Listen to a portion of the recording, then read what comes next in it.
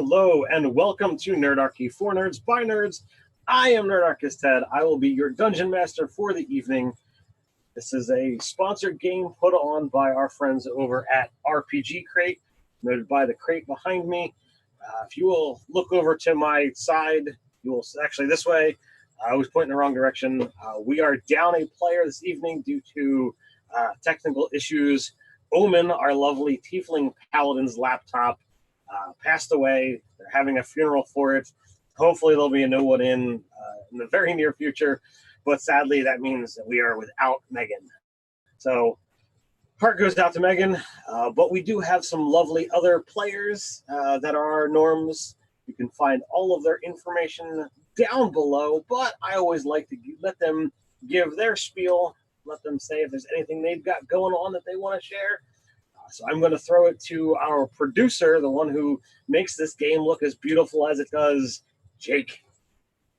I don't know about making it look beautiful, but Well, hey, that intro internets! is awesome. So, Hey, internets! I'm Jake from Mini Terrain Domain, and that's where you can find me when I'm not hanging out here with these awesome folks. I run the Twitch channel Mini Terrain Domain, where I stream Dungeons and Dragons several days a week, and on Thursday nights you can catch both V and Ted in our Dawnbringers campaign. That's we just finished up season 3 episode 18 last night, and if you are curious about those, you can check those out on the Mini Terrain Domain YouTube page. And all I'm right. playing Rarick. I always forget that part. I do too. And I'm playing the part of the producer. I'm playing the part of Rarick Greybeard, a turtle barbarian who was raised by dwarves. All right. So since you mentioned V, we will throw it to her. That me. Hi everyone, I'm V Muse. I have the YouTube channel The Crafting Muse, where I share how to paint miniatures and make miniature terrain. And like Jake said, you can find me over on Mini Terrain Domain every Thursday night playing Cantriel, who is a very feisty bard. And then every Sunday night, you can find me over the Kobold Press Twitch channel as DM for the Tales of the Old Margrave inspired The Last Heir with some fantastic players. And that's at 8 p.m. every Sunday. So you can come and find me over there too. And then just, the usual socials, very active over on Facebook, Twitter, Instagram, and YouTube. So there we go. And oh yeah, Jake, you jinxed me. And tonight I'm playing Bramble of Thorns, and she's my lovely little pyro kitty. She is a druid, Circle of Wildfire. I can't wait because it is so much fun to play her. And last but certainly not least for the evening, Asa. Well, hi there. I am Asa, and tonight I'm not eating, so that's new. And I am with Roll for Mischief. You can catch us on Twitch on Tuesdays from 12 to 3 Pacific time, and we have a YouTube channel up if you missed some of our videos. And very soon, we will be releasing our backlogged episode in podcast form. So that's going to be coming in February. I'm super excited for that. And today, I'll be playing Alvareth, and he is a half-elf cleric, and right now my name says Game Master on our thing here. Well, nobody can see that part, so. Oh, well, then let's just cut that. Edit that out, please. That didn't happen. The live stream. Right. All right, I am done with what I have to say, so go. All right. So we have our lovely players. And I have said that this is, sponsored by RPG Crate, but there is a chance that you might not know what RPG Crate is. Like so many other different box services out there, this is a great thing that shows up every month with a subscription. I look forward to getting them. Not only do they have these great adventure cards, it's anywhere from 4 to 8 hours worth of material, depending upon how fast your players, bulldoze their way through or explore every little nook and cranny. I've been running these adventures here on Nerdarchy YouTube for quite some time. As we said in the beginning, this is, season 4, or maybe I didn't say it, but this is season 4 of running it. So we've been doing this for quite a while. But I love how much lore and information is put on here. I don't know whether I've said this part before, but you've got a whole background on one side and a whole plot on the other.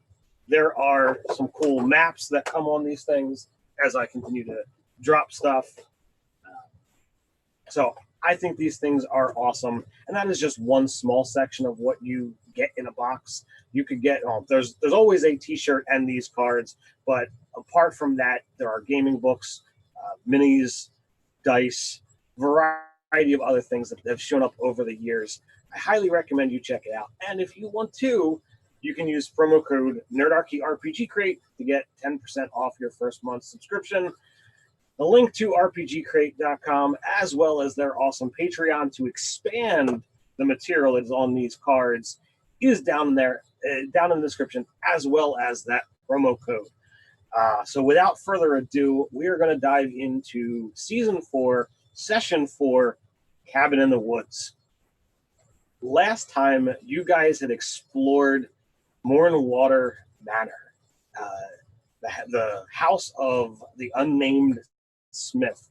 It's been so long since he passed. His name has kind of fallen out of lore, out of legend, and none of you were able to find out, if it was even available, what that Smith's name was.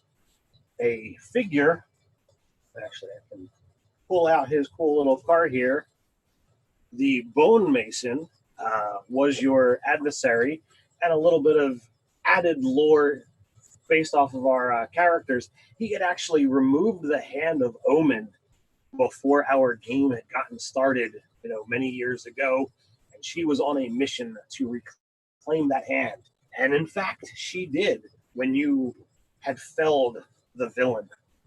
But after clearing the manor of its undead minions and hordes, taking some newfound treasures, the great axe that got pulled off the wall by Rarick the Barbarian, a little unnerving when he heard a childish giggle as he wrapped his turtle paw around that haft. But you set out looking for where your travels and adventures might go next. And it is here that we begin the next leg of your journey.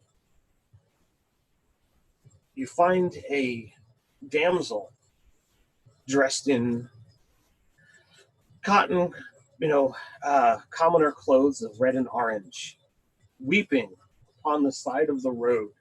She is clearly distraught. What do you do? Do you continue past, or do you approach? That one's leaking over there. Maybe you should go ask her why that is. Why would I? Me do that? personally. Yeah, good question. If I go and ask her why she's leaking, you know that's going to lead to something. Yeah. Why don't And you go always, ask? You're that's the what I was people gonna say. person. You're gonna leave it to me, as you do. Yes. Right then. I'll edge over and. Excuse me, miss. Is there something wrong? So, Alvarez, as you walk over, you see a very young-looking human, long braided blonde hair, her face distraught. Clearly, she has been crying for some time. Please, sir, they took my love. And who is they, and who is your love?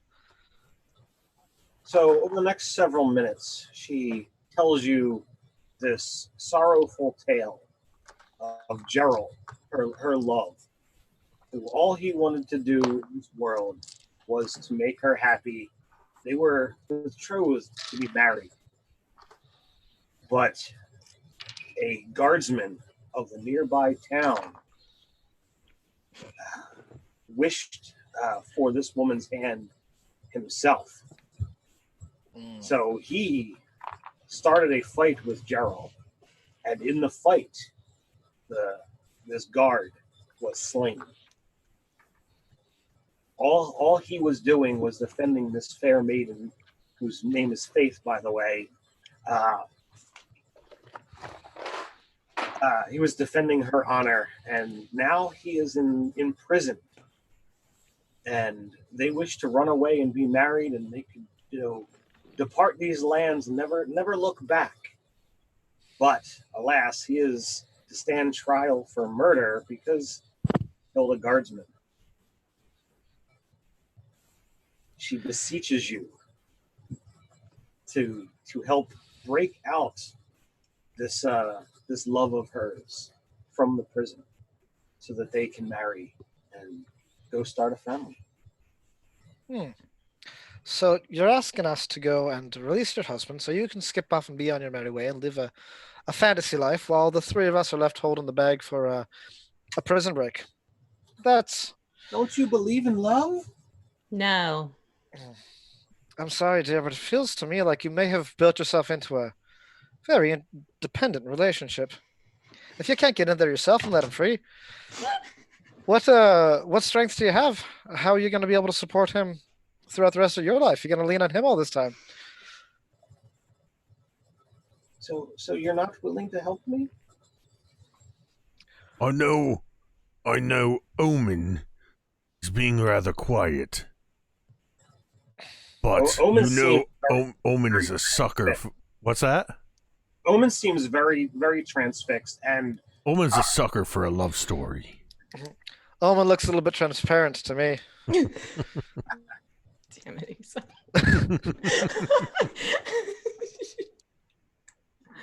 Omen has been pretty quiet since you guys had felled the bone mason, and her hand reattached itself with a skeletal hand that was there, kind of forming atop her left hand as like kind of a combination armor and jewelry.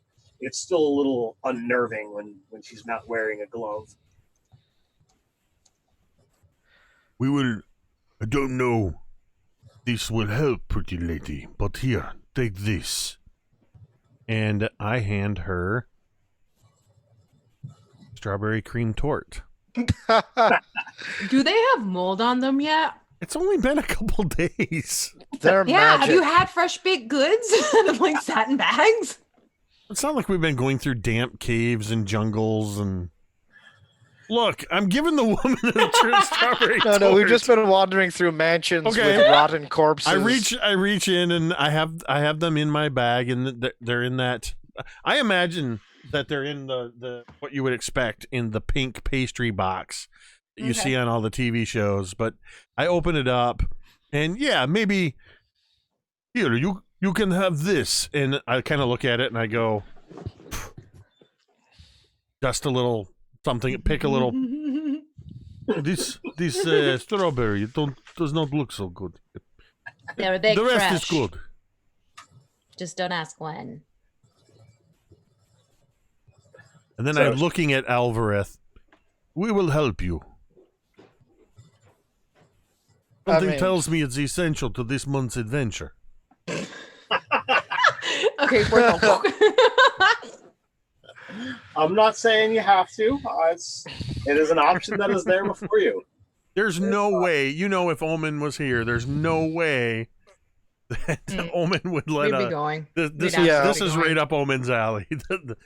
Omen is the walking, follow the storyline character. Yep, she's our barometer. And Bramble will go simply because it's Omen. And Rarick has had Omen 6 since we met. So. Alvarez will shrug and say, well, I guess that's settled then. Jailbreak seems like fun. Well, something to add to the story, I suppose. Yeah. That'll be interesting. So Faith gives you all of the details about where Gerald is in the town, and I don't do this all that often, but for entertainment value and for those watching, might not be used in their game, but I'm actually going to enter into a little bit of player agency here. So there is a guard house, there is a bunch of guards, and there is several detainees behind lock and key. So I want the three of you to discuss, and then when you are ready, tell me exactly how the 3/4 of you break Gerald out and come back to Faith. Could always do a distraction, and immediately she like clicks her claws together, and there's like little sparks turning into little flames. You know, fire brigade, have to get a line going.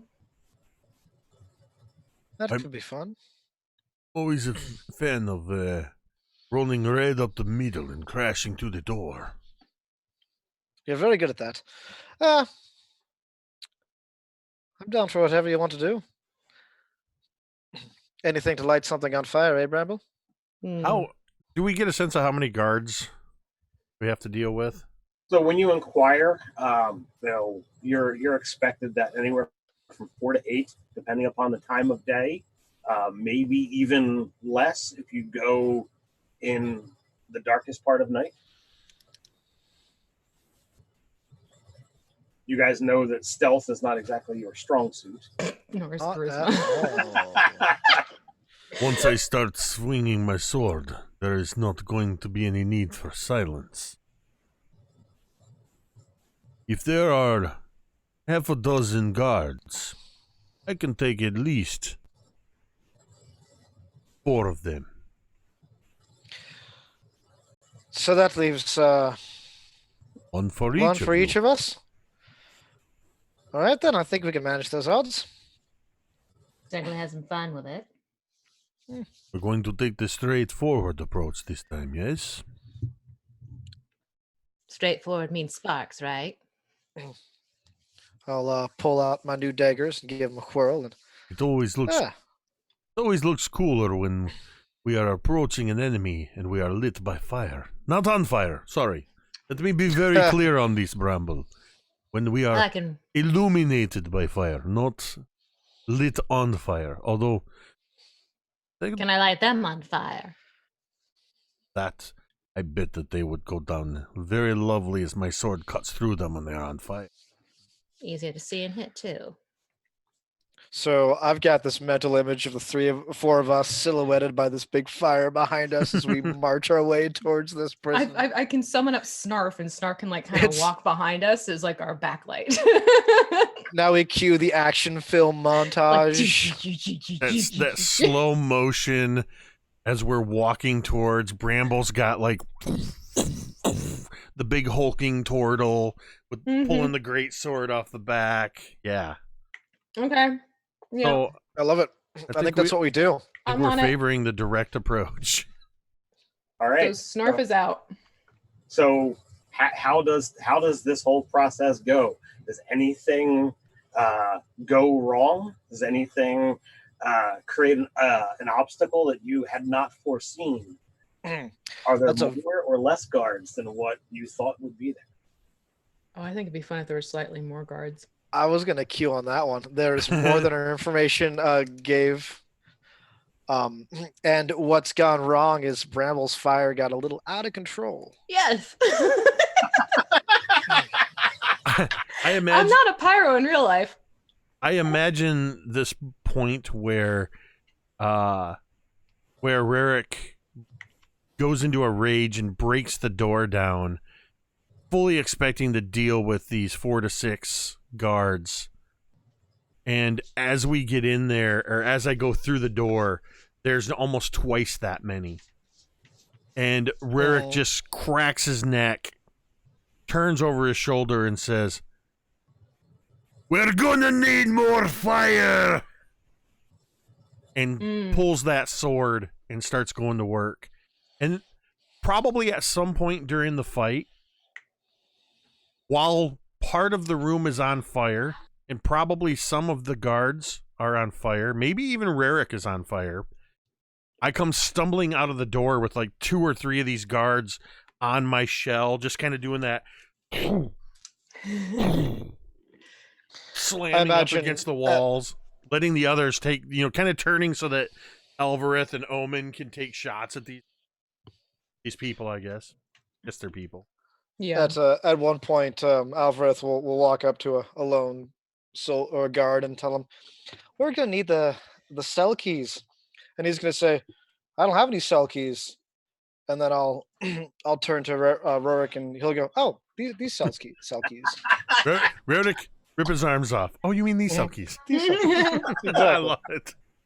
I've pulled out my flaming sphere, and it's almost like as it's going, I'm literally just taking my paws and kind of like moving my paws as if I'm batting the ball to go in directions. And I'm going, one little guardsman, two little guardsmen, like literally just aiming it towards every guard possible. And thank you for quoting one of my favorite movies. Bramble just seems like this casual, perfect counterpoint to the chaos that like the lumbering chaos that is Rarik. Bramble is this sort of quiet chaos. She's the kind you don't want to mess with. And Alvarez is there.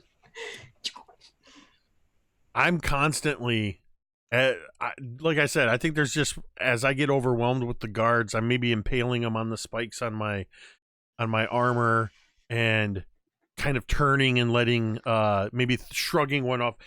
You look like you'll need something to. Oh wait, he's Scottish when he's raging. You look like you need something to do, and just throw one down on the ground in front of you. Perfect. Here's another one. So what is Omen doing in this process, as well as what are you doing to ensure the right prisoner comes along for the ride, or do you just let everybody out? I'd be letting everybody out. Letting everyone go. He didn't come for the love. He came to like do a prison break. Then I think when it all ends, he'll kind of turn to everyone and be like, "Well, I don't think we'll be allowed back here anymore." And I can totally see Omen being the one looking for the, what is this? I was going to say Gerald, not Gerald. Gerald. Yeah. To find him. Well, not as Gerald. Alvarez and Bramble are kind of like, screw love, let's just have fun. And they're just as the chaos and burning is happening.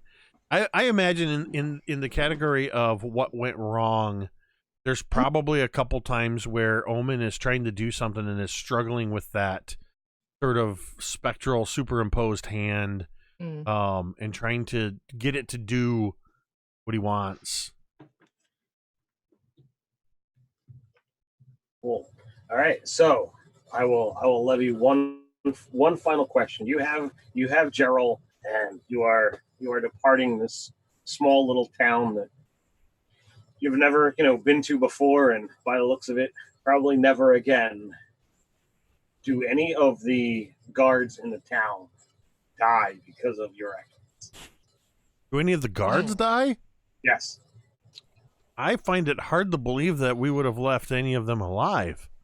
Well, the one who I took the keys from, he's alive. Okay, we left the one alive. There's got to be somebody to tell the tale. The Chaos Crew. You have most assuredly earned that name tonight, my friends. Mm-hmm.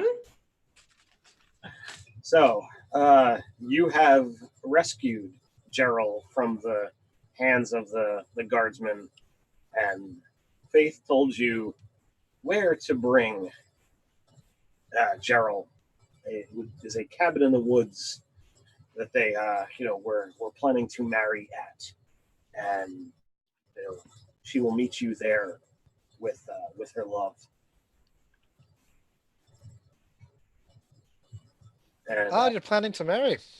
I'll be striking up this conversation with Gerald as we're walking. Do you have a priest in mind? Because I've been trained how to do these things. Oh, you could actually perform the wedding? I can absolutely perform that ceremony. Oh, that would be fantastic.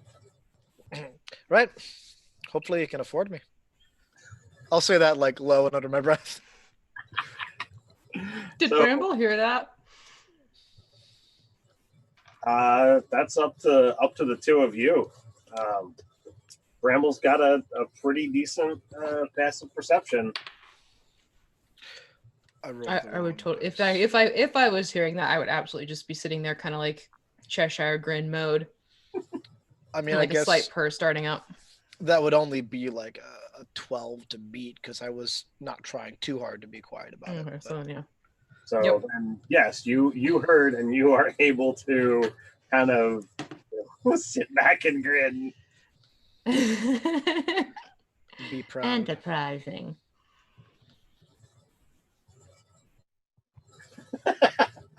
So I've got some very interesting comments from Justin in the chat. Like, so glad I brought beer and food for this. Better than any movie in the theaters.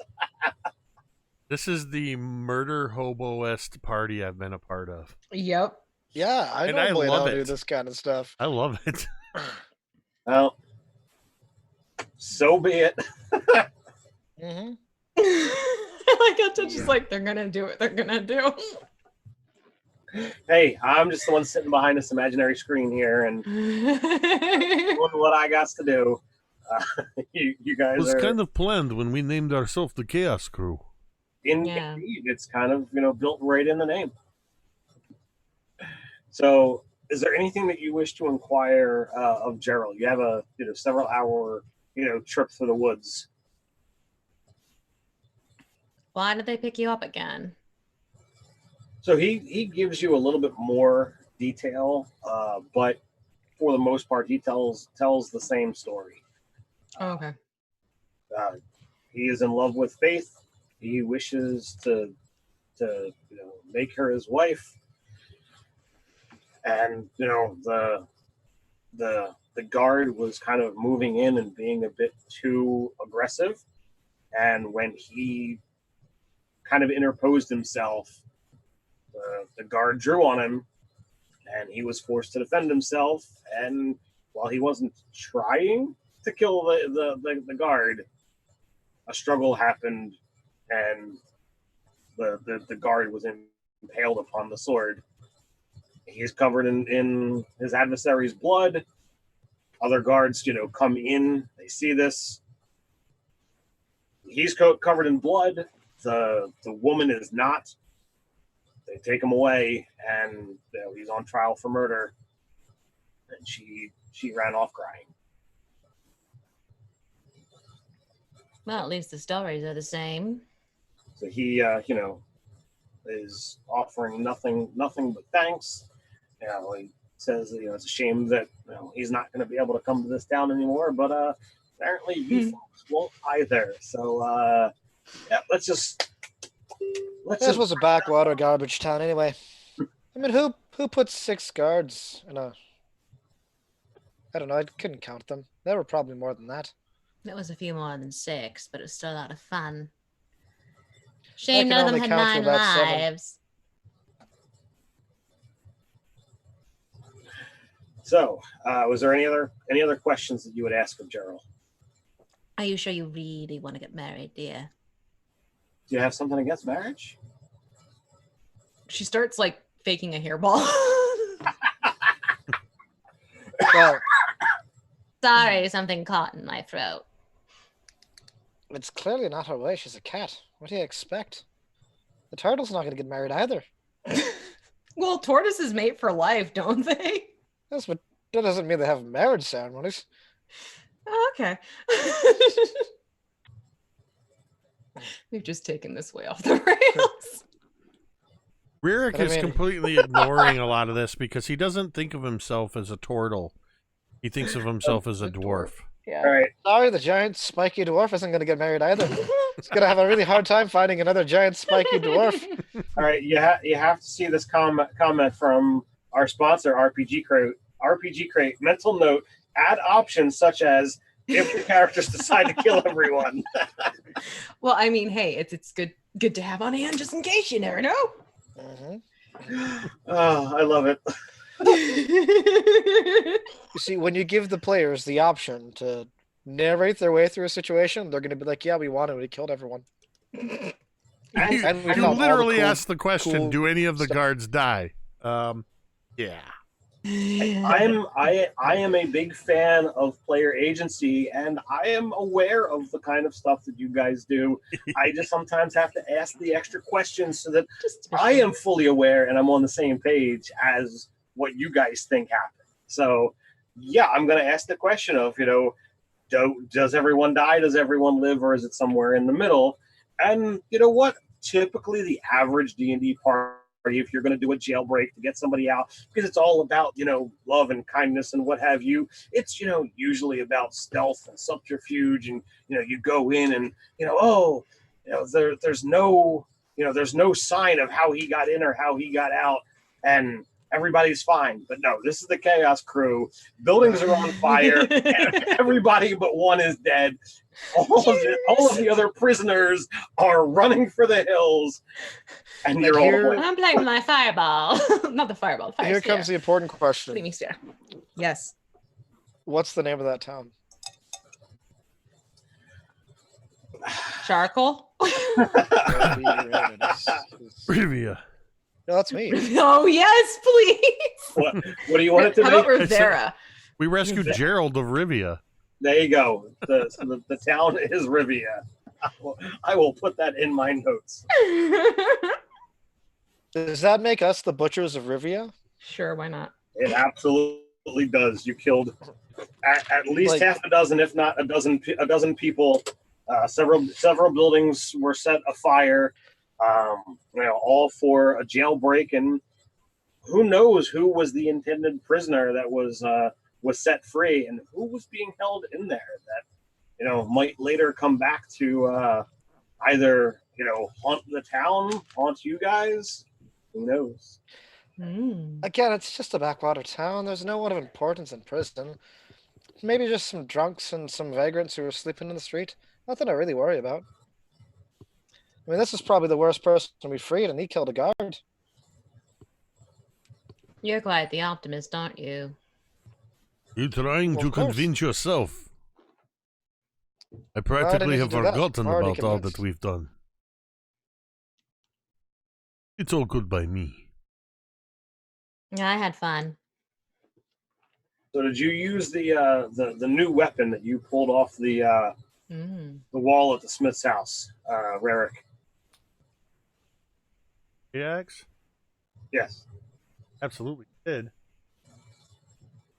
So periodically when you Oh my gosh! I totally forgot there was something up with this sword. Did it giggle?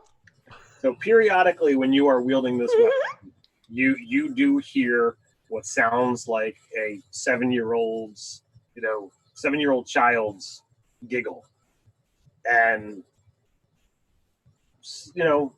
less rare, but you every so often see the child in your peripheral vision, off to the right or off to the left. It's to be like a 7-year-old boy, but if you turn and look in that direction, nothing. Ooh. All right, hold on a second. I got to determine if this bothers me or not.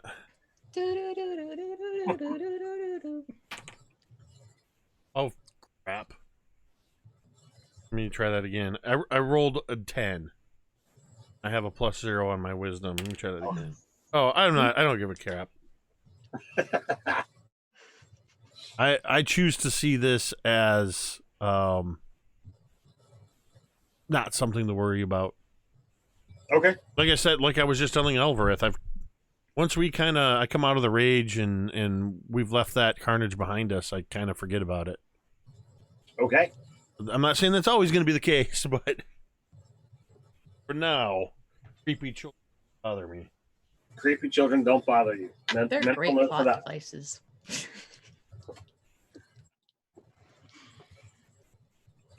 So, as you stomp your way through the forest, because, again, stealth is not your thing, you make your way with the directions given to you by Faith, reaffirmed by the accompaniment of Gerald, using a little bit of the stars and moonlight coming from above to navigate your way through the forest. You come upon a stream, a nice little bit of bridge crossing just past the spot where the stream forks. And just on the other side of the bridge is the cabin And when you see it, Gerald gets very excited, and he's not like trying to get away from you guys or anything, but he is urging the pace on.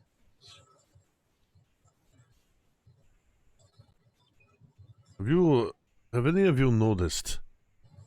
Taking us a lot longer to get to this cabin than it did to get this guy out of jail. Yes, well. It seems like someone's been really narrating this part of the journey where I feel like we kind of freeformed it through the jail. Well, it looks like Loverboy can barely hold himself in anymore, so, Alvareth, you better get ready for a fast, ceremony. Oh yes, I've got all my notes right here. I know this couple quite well. I think that it'll be wonderful. Perfect.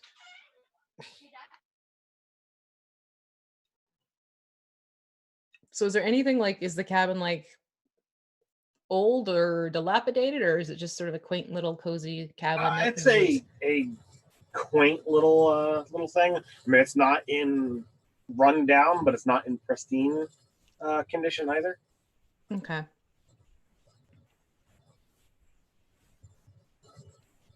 Well, should we go in and see how the lovebirds are doing? Sure. So as you cross the bridge and come to the cabin, again, you guys are not approaching with any stealth. So Gerald calls out, "Faith, Faith!" She opens the door, and a smile on her almost cherubic face as he runs from you guys, and they embrace. And with haste, Gerald says, the half elf said that he could actually perform the wedding. We could be married this evening. And big grin appears on her face, and she invites you all in. Do you begin setting up a ceremony? Do you begin this that very night, or do you wait until the following day? What are your plans? Oh, there's no time like the present. Besides, who knows who's coming after us? Let's get the ceremony underway. So you begin setting things up. Are you actually preparing the ritual, or are you doing? I'm going to half-ass it? I'm casting ceremony. Okay. As a ritual. All right. Cool. Because I'm not going to waste a spell slot on these people. Understandable. So this takes you some time. It takes us an hour. Casting time is 1 hour. I'm aware. So it's an hour plus because you're ritual casting. I could see Omen and I going out into the woods and trying to pull together things like maybe some flowers over for a bouquet and make it look ceremony-ish inside. So Ririk, do you accompany Omen and Bramble, or do you stay inside? Do you do something else? I imagine there's this moment where I'm standing there watching Alvareth. He's preparing this ritual. Faith and Gerald are doing whatever they're doing, getting things ready. And I'm just standing there sort of... Right, so... to go see what they are doing.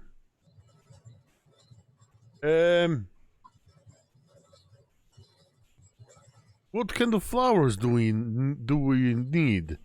This kind? And I just rip up a big bunch. This kind? And I rip up another big bunch, holding them out towards Omen and Bramble. Both are good, but normally want to leave the roots in the ground. Oh, I imagine the first thing I grab is probably some kind of fantasy version of dandelions. The second one I grab is probably a big, thick bundle of poison oak. Oh, that's not so good. No. Hold on, let me see what my survival so skill is. The druid would be like, okay, so these are good, honey, but this on the other hand, not so much, and not even touching it, taking a stick and poking it out of your hand. The irony is I'm trained in survival. All right. Well, you walked yourself into this one. Make a Constitution saving throw. I will do that with my saving throw die. That is a, let's see, con 19 on the die. That's a 23. You're fine. It does not affect you in the slightest. I was hoping you'd roll low, and I'd irritating rash for the next couple of days. Oh, if I rolled a 1, I was absolutely going to save them for use later behind the wood line. Can shells get itchy? Oh, it's not Or the would I don't know. It's not I'm the, like picturing him like taking like a stick inside, going, Scratching Sorry. like the inside of a cast. yeah, like take a back the back end of a javelin trying to get inside the. I cannot quite get to it. Quite range. That's his next rage of the day. It's a rage just to deal with poison oak. I've never wished a roll went so poorly before. I think we've just decided that it did go poorly, and that happened. You know what? I'm fine with that. I'll fail the saving throw in favor of Itchy back. of this comic relief. All right, there you go. I love it when players willingly take on a detriment. That is just awesome. So while nothing immediately happens now, when you wake up tomorrow, the hand that you ripped the oak out with is going to be crawling with this red rash. That's not fun, but that's a problem for another time. So as you begin getting this all set up and you go through this lovely ceremony, they both say their vows and their long-winded love and pledge for each other. And Alvarez goes and finishes off the ceremony and proclaims, the man and wife. So I gotta say this part, right? Go for it. Because he finishes the ceremony with, "And by the powers invested in me, thunder, thunder, thunder, ho!" And that's the end of the ceremony. All right. So do you use thaumaturgy or anything to actually make the thunder sound? I do, because I have Nice. that spell now. That is, only way to do it proper. I was gonna say if you didn't have it, I was gonna use my thunder wave. So But sadly, as if the ruckus, the spell casting, and the cacophony of shouts and claps of thunder, as you look out the window, you hear what sounds like people or footsteps coming in your direction. And the direction that they're coming from, you can see little beads of flame, what must be torches, coming directly towards the cabin. Normally, I'm not one to complain about seeing fire, but we may have a problem. Pretty sure they found us. When have you seen torches coming in advance? It would be a good thing. Yeah. Hey, Eric, do something, I don't know, dwarven.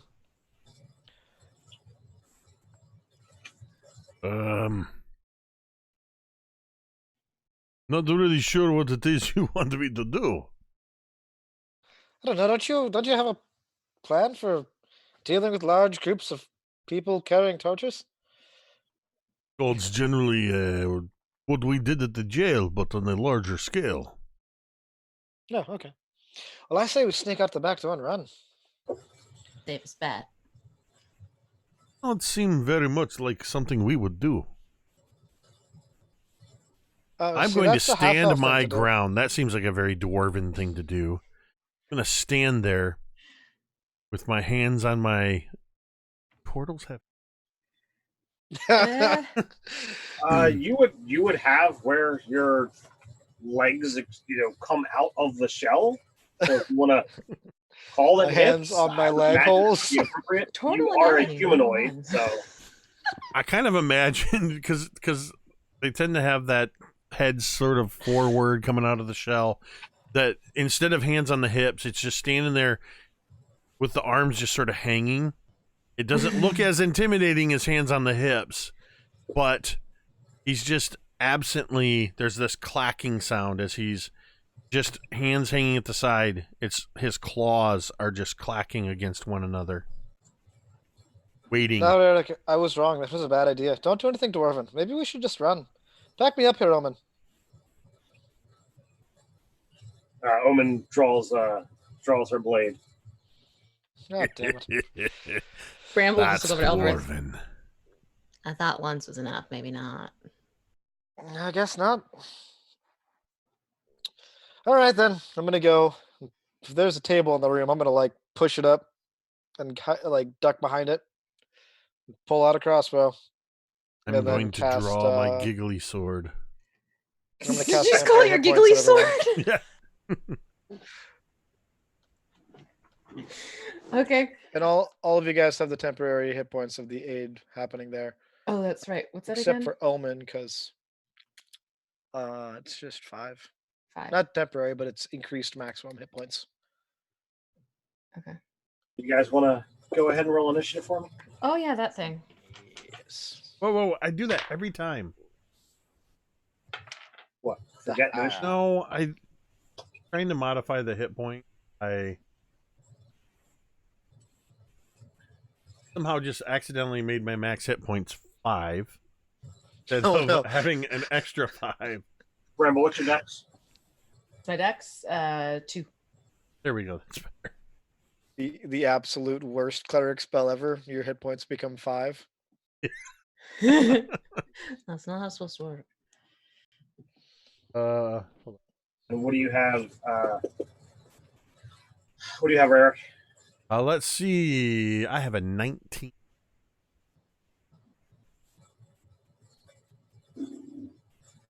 All right.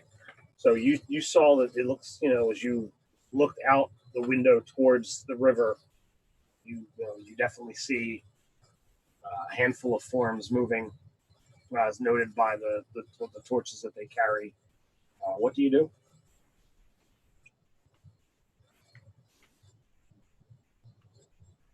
I would be pretty much like holding. Well, to no, see- it's Rerik's up. Oh, okay. They're coming at us with deadly intent. It does appear so. Right. I'm going to, you hear that sound of the sword drawing. Just that shing. That's what everybody else hears. You hear. I hear shing. Oh dear God. And then I'm going to go into a rage bonus action. And I'm going to charge at the first individual. I'm going to attack them recklessly, and because it's my new 4th level ability, Okay. going to great weapon master him. Reckless gives me advantage. And that is a nat 20 and a 17 and a crit, and which means if I crit, I won't be able to use that feature because I already bonus action raged. Correct. But I still managed to crit. And wait, how does that work? 'Cause it's a nat 20, so it doesn't undo it because of the Great Weapon Master, does it? What do you mean? Because of the -5 penalty? No. You have a modifier of -5 to get a +10 to the damage. It doesn't change the natural 20. Okay, perfect. So let's do this first attack damage with this +1 great sword is 1d12 +4, and you still do it the same way I do, right? Which is max, and then roll the damage dice once again. Yeah. So that's going to be 16 plus 6 is 22 points of damage. No, 32 because of the +10. All right. So what does this look like as you swing into this hapless guardsman? They're just human, right? Yep. The blade goes in at his shoulder, comes out at his hip on the opposite side, and I continue charging through the pieces. Make a dexterity saving throw for me. Let's see, dexterity save. That's a 17. All right. So as you cleave through this person, for just a moment, the top half gets stuck on your spikes, on your shell, but then as you take a couple steps, it falls off. And we're only 4th level, so I don't have any extra attacks. So I just All brace. I just brace myself. Right. Person. You definitely see at least 2 closing in on you. Bramble, what are you doing? All right, as a bonus action, I already have my scimitar in my one hand. Bonus action, I'm pulling up my flame blade, which is similar to a scimitar, but it's fiery. So basically, I have two blades in hand. One is standard scimitar, one is on fire. Okay. And I'd probably be following up right behind and start going for the next torchbearer I see. Okay. So with your light that you have added to the scene, you can see, again, because you brought light and because you are quite perceptive, you do see that there are 3 that are approaching your turtle friend, as well as there are 2 groups of 2 flanking on either side, moving in. They look like that they could have gotten around the back of the cabin had somebody decided to flee, but they were definitely there. So I'll go for one of the 2 groups of 2. Okay. Whack and whack. We'll see what happens. All right. So with my standard scimitar, that is going to be a dirty 20. Okay. That easily hits. That is going to be a total of 4 points. Okay. To the first one, and then taking my, I'm going to go for the other one with my flame blade. So you're attacking each one? Yeah, slash and then slash. And that one is going to be, hold on, I need to find something. It's going to be a 13 to hit. 13 will miss. Miss? Ah, bummer. All right, so they get a nice little singeing along their eyebrows, but I miss. Okay. So the group that moves in on the turtle, they're each going to take a swing at you. Because you attacked recklessly, they will all do so at advantage. So at least one hit. I'm looking at the bonuses here. So one of them winds up landing a shot with his spear.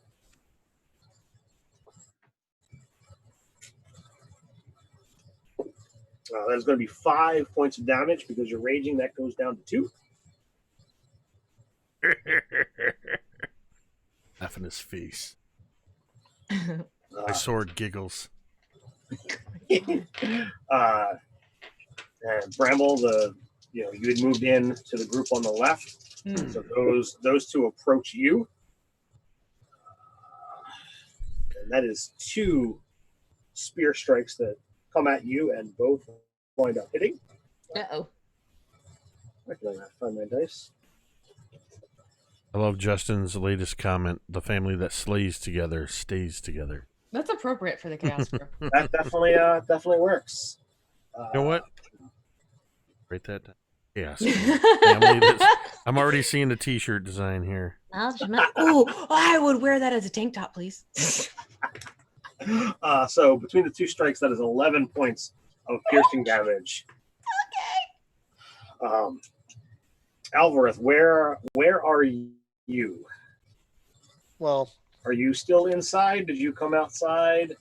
I was hiding behind a table inside. Okay. But it seems that everyone else has gone outside. Well, I still have 2 to determine what they're doing, but it's going to determine whether they come at you or somebody else, depending upon where you're at. Okay. So are you still inside? I'm still inside behind my table All right. with my crossbow ready.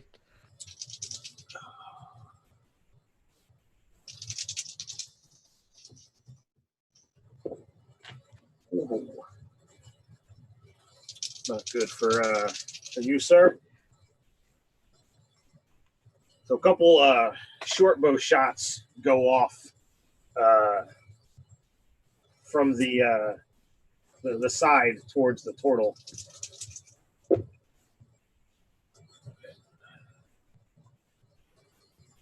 So that is 12 rounded down to 6 points of damage for you, Mr. Rarick, as one of the arrows kind of moves past your shell and sinks into your underarm. Ow! Alvarez, you're up, sir. So, if I've got this right, Bramble and Eric have gone outside, faced off against the people there, while Omen and I are still inside, presumably protecting the newlywed couple. Right. Well, I'm gonna peek over my table and say, Gerald, you're a new husband. You got to go protect your wife now. I heard you took out a guard for her. Why not show your powers now? You seem like a mighty warrior. So make a persuasion check on that. And I will even give you advantage considering what you have invoked. I'm fine with. Oh, I'm sorry. Hold on a second. Yeah, okay. I was talking to my son, and I muted myself just as I wanted to say something to him. You said perception? Persuasion. Persuasion. Yeah, that's what I meant. Where is that at? There it is. That is an 18. That's an 18. Mm-hmm. So, you might have noticed, during the squabble earlier at the town that the guards had spears, and well, he apparently picked one up, so he grabs this weapon that was kind of put against the wall when when you guys got to the cabin. It was actually probably thrown to the ground to hug Faith, and then brought inside at some point in time. But he takes it and he composes himself like he is ready to join the fray, with just the slightest bit of encouragement from Faith, who looks a little trepidatious about him doing so, but not wanting to have his convictions called into question. So let's see, where does he go?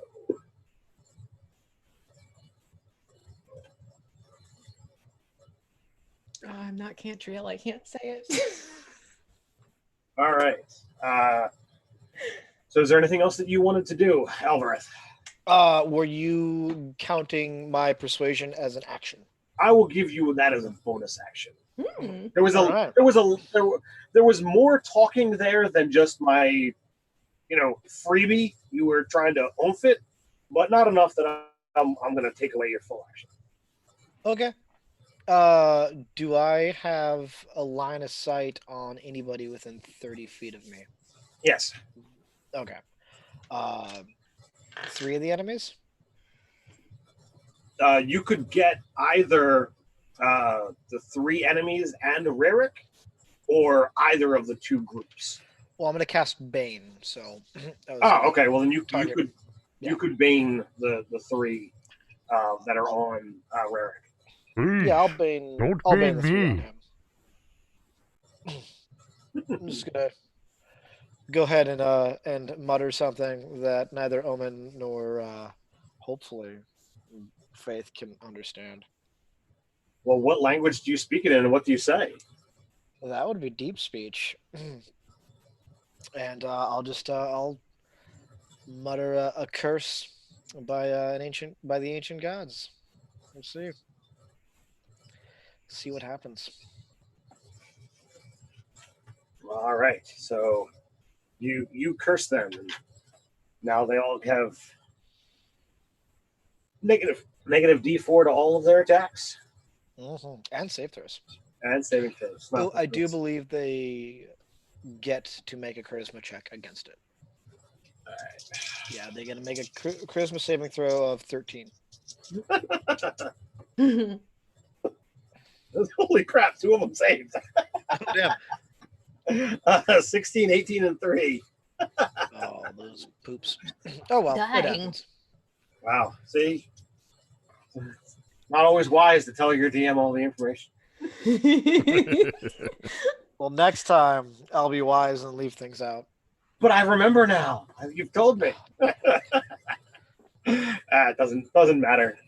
But sorry, you've got one of them, Bane. That works. That brings us to the top of the order, Rarick. I'm going after whoever the closest one is. Well, you've got 3 that have surrounded you, so. Going to start with the one on the right, and just in case I cleave through him, so I can continue on to the next one. I'm attacking recklessly. Oh wait, no, that's advantage, not disadvantage. Still using the great axe? The great is it a great Eagle axe? sword? Great sword. The one that you took off the wall. Or great right? axe, yeah, great axe. Yes, always. The giggle axe. So that is a Sounds like a Pokemon. +6, so that's a Giggle axe. technically it's a +1 because of the -5. So that makes it a 17 to hit. 17 hits. And I will hit him with Oh no. Do I get Don't to hit him with So, that. all right. Well, do what I get did to you reroll ones? I don't think I do. All right. You have just learned something new. Oh no. about your giggle axe, as you are now calling it, which I am going to adopt it. No, it's actually a good thing. You have advantage on your damage dice with that weapon. Nice. I'll be sure to add that. So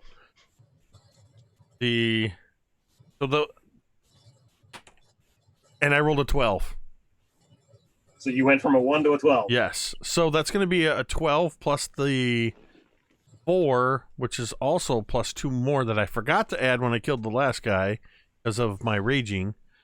So that's a total +6. So that is 18 points of slashing damage. Plus your 10. Oh, plus the 10, 28. Oh, This is for those that are wondering why I'm struggling with this. This may be the first barbarian I've ever played. So yeah, so 28 points of slashing damage. So what does that look like? As I said, I was trying to cleave right through him. And the easiest way to do that is to go through the neck. Okay. And so now, as a bonus action, I can make another melee weapon attack. A new target. So as you go through, you wanted a nice clean, straight through the neck, but that's not exactly your strong point. So you actually come through the neck, through the part of the torso and the collarbone, and go underneath the arm and send that flying before the axe descends into the next of your intended victims. I'm going to just go. That's not on the first attack. That is a natural 19, which makes that a 25 to hit. That easily does. And advantage on the damage die roll. That is a 10 plus 6, so 16 points of slashing damage to this unlucky fellow. 26. No, I didn't do the. You didn't. Oh, you no, didn't- wait. Yeah, sorry. I got confused because of the difference between reckless. I wasn't recklessly attacking, but I am great weapon mastering because I'm always doing that. But yes, 26. So this Good one. Lord, I'll learn this barbarian soon. That's okay, Jake. He's still pretty cool. So with your, downward momentum, as you cleave through and you bisect the one guy, you go into your next victim. The other one, because I randomly rolled who passed the saving throw for Bane, you go into his torso slightly lower than his arm level, and you can now see intimately what half of a rib cage looks like as he too is completely cut in half. You are now surrounded by 6 half pieces of human guardsmen, with one lone guardsman fighting you who feels something wrong about his ability to fight you, and 3 of his companions are in pieces around him. So I actually missed the initiative order, or mixed up the initiative order last round. I had a group that was supposed to go before Bramble, so he's actually going to make a saving throw versus fear for you. As I take out those other guys, cutting him in pieces, the blood dripping from the axe, I just look to that guy standing there. I look at the axe and I say to the axe, "Do you think he's gonna stay?" And then I just look sideways at that guy. So he just bolts. Does not have the wherewithal to even take the disengage action. Do you let him run, or do you cut him down as he Do not let him run. Then go ahead and use your reaction and make an attack roll. That is a 17 plus 6. Can I do Great Weapon Master on this? Of course. That's an 18 to hit. That hits. And that is a plus 6, 17, 27 points of slashing damage. So you've heard the expression of, cutting the feet out right from under somebody. That is what you do, is you cleave through this guy's thighs. He has a moment to try and crawl away, and I do mean a moment, before the panicked blood, the panic in his heart begins pumping furiously, and you can see the blood blushing out of his upper thighs. And for those who know a little bit, he does not have long to live in this world.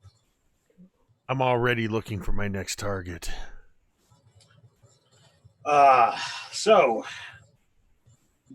Bramble, you are quite surprised when you see Gerald come running out of the little cabin, and he makes an attack at the guard. Misses horribly, Of course. but he attacked the guard that you hit last round. Okay. But you're up. Kind of would look over at him, and not a hiss, but it's like that stink face cats kind of make, like that. Like the what? And then go for the same guard just to kind of prove the point. No, this is how you're supposed to do it. I think I'll do it with my flame blade, however. And that is going to be a 14 to hit. No. Damn it! Whenever you talk shit, he will just roll terribly. Always happens to me. But she totally plays it off like, that's what was supposed to happen, and then spin around to the other guard with her other blade.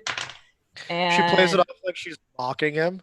yes, exactly. Oh yeah, sure. With, and then turn on to the guard, and this time I got a freaking 17. Does that hit? That does hit. All right, and that's going to be 6 points of damage. And this was to the fresh one? Yes, to the fresh one, and then kind of look over and just kind of that's what you're supposed to do. See. All right, so Meant to do that. So the guardsman is going to attack Gerald. That's actually going to hit. Mm-mm. So Gerald takes some damage. Are they technically married if they didn't consummate it? I He think does. She may not be a widow if that's the case. He does have +2 to his AC because of the marriage ceremony, and so does she. Okay. Well, she's still inside. The one that is on that you just swung at, Bramble, he comes in at you and trips. So he's going to start off next round prone. Oh, cool. I rolled a 1, and yeah, I sometimes like to go with it. But the other two that are out there, they just bolt. They have seen what the turtle did to their companions, Okay. and they want no parts of it. So I see them running away, right? You do.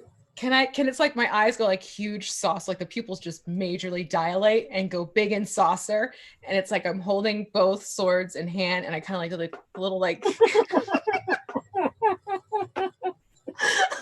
like I'll go get you. You don't get that unless you're a cat odor. It's true. Mm-hmm. They do that. They do that. If they see something they want to try and get, their eyes get like saucers and like their butt wiggles back and forth. And it's a riot I only to understand watch. that because of the GIF of the cat and Shaq. Oh, yeah. And Shaq. As you're describing this, I'm picturing my own cat who absolutely does that. Yeah, well, I'm looking at Rory right now, and she was doing that all day today. So it's like, Bramble I is imagine what would Rory Bramble's do, even so. starting to crouch and like get ready to jump, like jump leap toward them. Yeah, Alvarez, you are up. So hearing Rorik out there doing his crap talking and bellowing, and Bramble all wide-eyed, I'm going to look at Faith and say, "Oh, they're out there and they're screaming and they're dying, and it's all our fault. We really should get out there and help them, don't you think? I think your husband's taken a mighty blow. You might want to get out there and protect him. I mean, you don't want to be a widow on the night of your wedding, do you?" Dude. She looks through the window, and It's pretty obvious I'm full of shit. 2 of them have run away, and 4 of them are dead. I think we'll be fine. Yeah, I mean, how many more of our party are left? All of them? Oh, well, you said 2 ran away and 4 are dead. Of them, not us. Can't you see? Yeah, I was talking about them, not us. We're fine. So are you making any Eye her suspiciously, and then I'm gonna mutter something under my breath. You really did kill that guard, didn't you? And then I'm gonna walk up to the door and just take a quick pot shot at one of the running away guards. Probably didn't get him. Where am I? I don't even know where my bonus or my attack rolls are at. There we go. Yeah, it's an 11. So what are you doing? I just walked up to the door and took a quick shot at one of the guards running away. Okay. So I need you to go ahead and make a wisdom saving throw for me. 17. 17. So you felt something. You don't know exactly what, but there's no effect. Was that just after I muttered about how she really killed the guard? Yes. Okay. Rurik, you're up. How far away are these guards running away? They are about 90 feet from you. Yeah, They were. let's try this. I'm just gonna holding the giggle axe in my left hand, switching it, reaching back. I'm gonna grab one of my javelins. Okay. And I'm gonna take the axe, like I'm aiming with it, draw back, and I'll roll at disadvantage because he's so far away.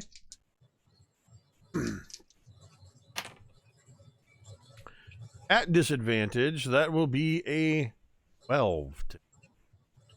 12 is going to miss her. I just look at my giggle axe. Yeah, you wouldn't have missed.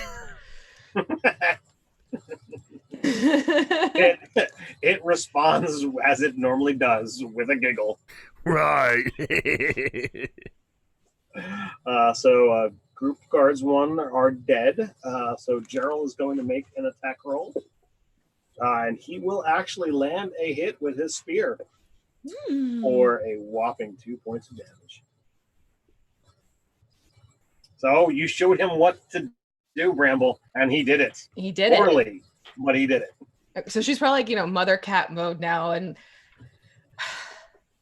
so is it still, are they still up? The 2 guards are there. Okay. So with my If not, scimitar, I'll go after the one that Gerald just, scratched and see if maybe this time Mama Cat can finish the job. Please be something good. Oh, okay. That's a 16. 16 hits. Oh, thank God. And that's 4 points. And then I will take the flame blade and go after other guard. Please be good. Please be good. And that is, I'm going to be doing... Oh, I got to toggle back. Hold on. Where's my mouse? Where's the mouse? Asked the Tabaxi. That's great. That's a 17 to hit. That will. And that is going to be... Aw, my Dawnbringer's dice weren't so nice. 5 fire. All right. So what does this look like as you bring the flame blade into this guy? It's almost like it's not bloody because it's searing as it slices. So it's literally, you just watch this body sort of just fall apart almost slightly in half because it cuts down the shoulder and straight down as opposed to on the angle, like our dear Torty friend has been doing. And so it just sort of the body just stands there for a split second because it's been seared. You don't see the blood, but then you sort of see it peel itself and flop on either side. So, I imagine that the clothing and the hair quickly catch fire from such a weapon. Yes. Ugh, the smell of singed hair. Yeah, but if there's fire, she's just grinning. Her whiskers singe. No, never. So the guard that you hit with your first strike, he does not look good. He makes a half-hearted swing. You can't quite tell whether it was at Gerald or yourself. It was that poor. Oh, jeez. But it is clear that there is not much fight left in him. Alvarth, you're up. Seeing that there's not much fight left in him, I'll just look at him and point my crossbow and say, "Boy, you better run." And that's all I'm going to do. Okay. Ririk. There's still one running away? Yeah. How far is he now?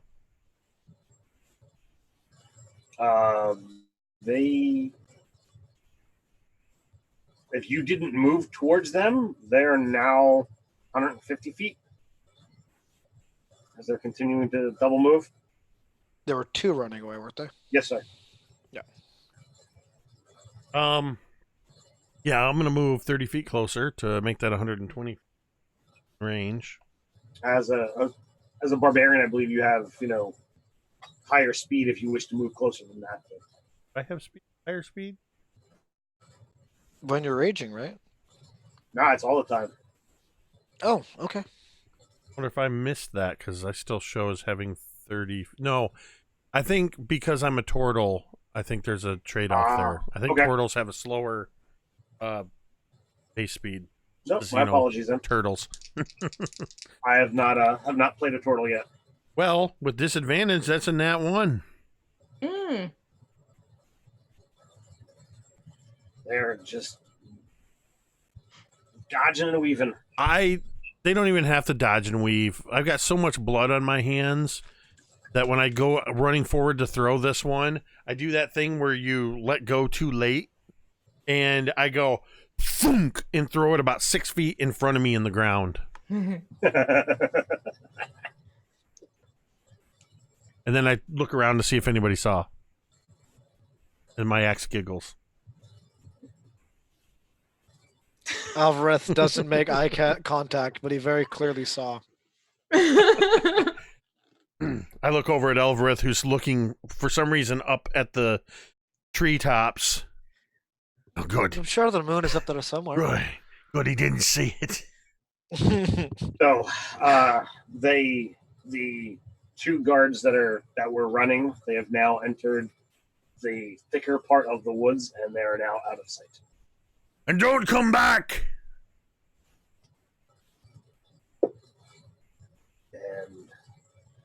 Gerald manages a strike with a spear, but it is not quite enough to hit the bleeding guardsman.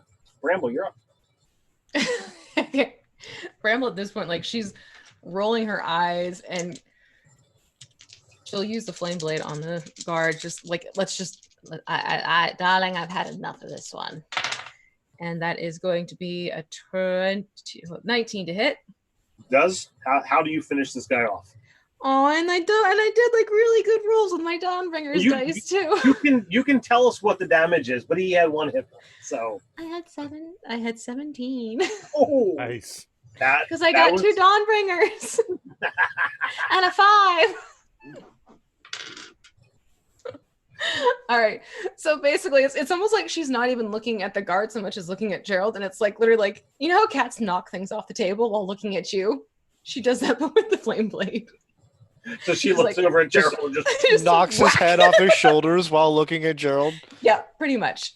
And it's like she's probably going slow about it too. It's just like, yoink. Like, watch this, that. And it, the body just kind of goes up in flames as it's falling down too. Well, I told him to run. Well, they didn't listen very well, did they? No, it's how they landed themselves in a guard's position. No one with any sense of intelligence would ever do that. Why is a spear in the ground like that? So what do you do as you look around at the group of 6 bodies near the cabin? 12 bodies? Well, technically there are 12 pieces. 2 of them slightly I can only count 7 bodies. Well, we could always just do a nice bonfire if you don't want to worry about burying them. I think we've developed quite a nice after-action protocol of burning the bodies. Well, I mean, when fire is easily available, you might as well put it to your use. I'll look at Faith, and I'll look at Gerald, and I'll say, well, looks like you guys have a nice little start to a home. It's romantic. Right? Yes, well, red's a good color, I hear. As you look at Faith, there's a slight change to her demeanor. She was looking like scared for a lot of it, and as she looks out, you can't tell whether she's looking at the pieces of the guardsmen or the companions that are outside, but she has got a sickeningly pleased look upon her face, and in the firelight you can see an extra sparkle in her eyes. So she looks like me.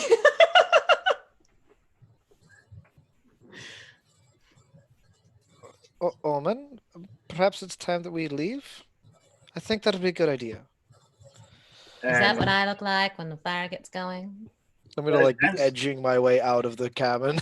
as you say, Omen, perhaps it's time we go. Faith, in a voice very different than her, cutesy, innocent town girl routine, and I apparently lost a light. Oh, jeez. She's like, Can't help you from here. it is too late for that.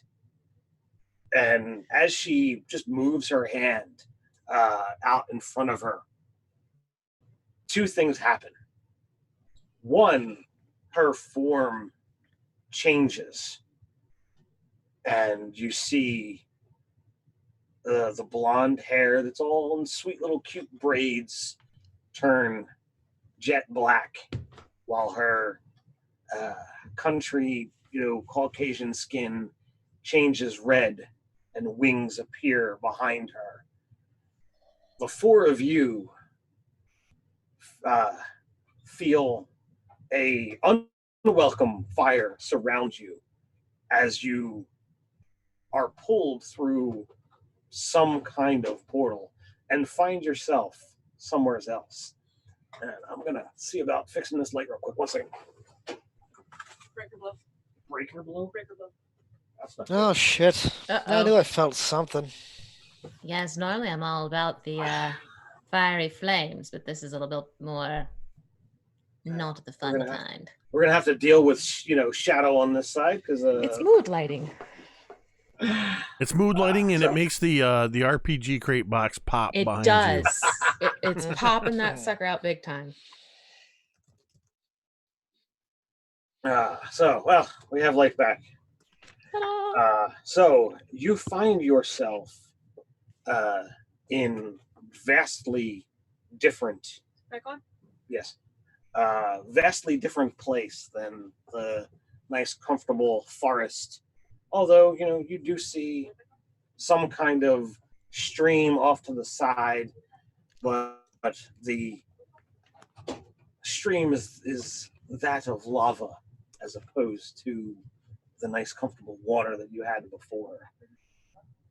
Off in the distance, maybe 120 feet away, you see a shimmer out over top of the, orange and yellow light. It appears to be some kind of blue portal. The heat is intense, probably for everyone but Bramble, who is accepting of the heat, considering she is used to playing with fire so often. There is a chasm near the lava as it pulls down in almost like a molten waterfall.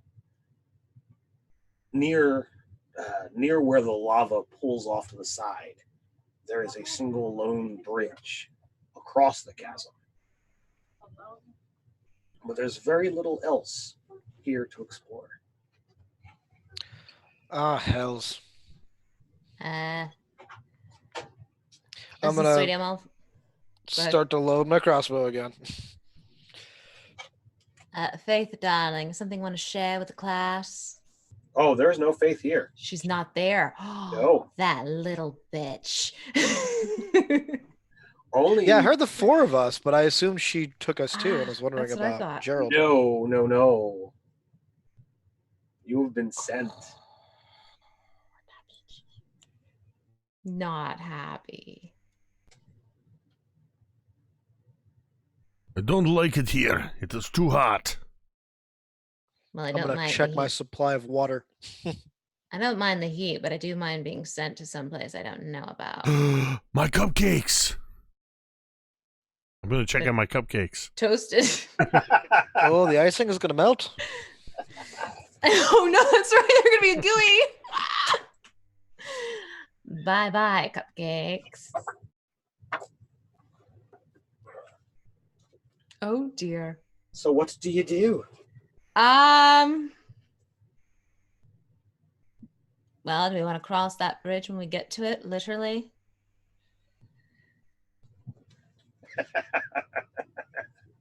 Well, it's not all that far from you. I guess so. But it's there. Is there a strange old man standing outside of the bridge? Saying you shall not pass. No, there is no one at the bridge that you can see. Aw. What is your name? What is your quest?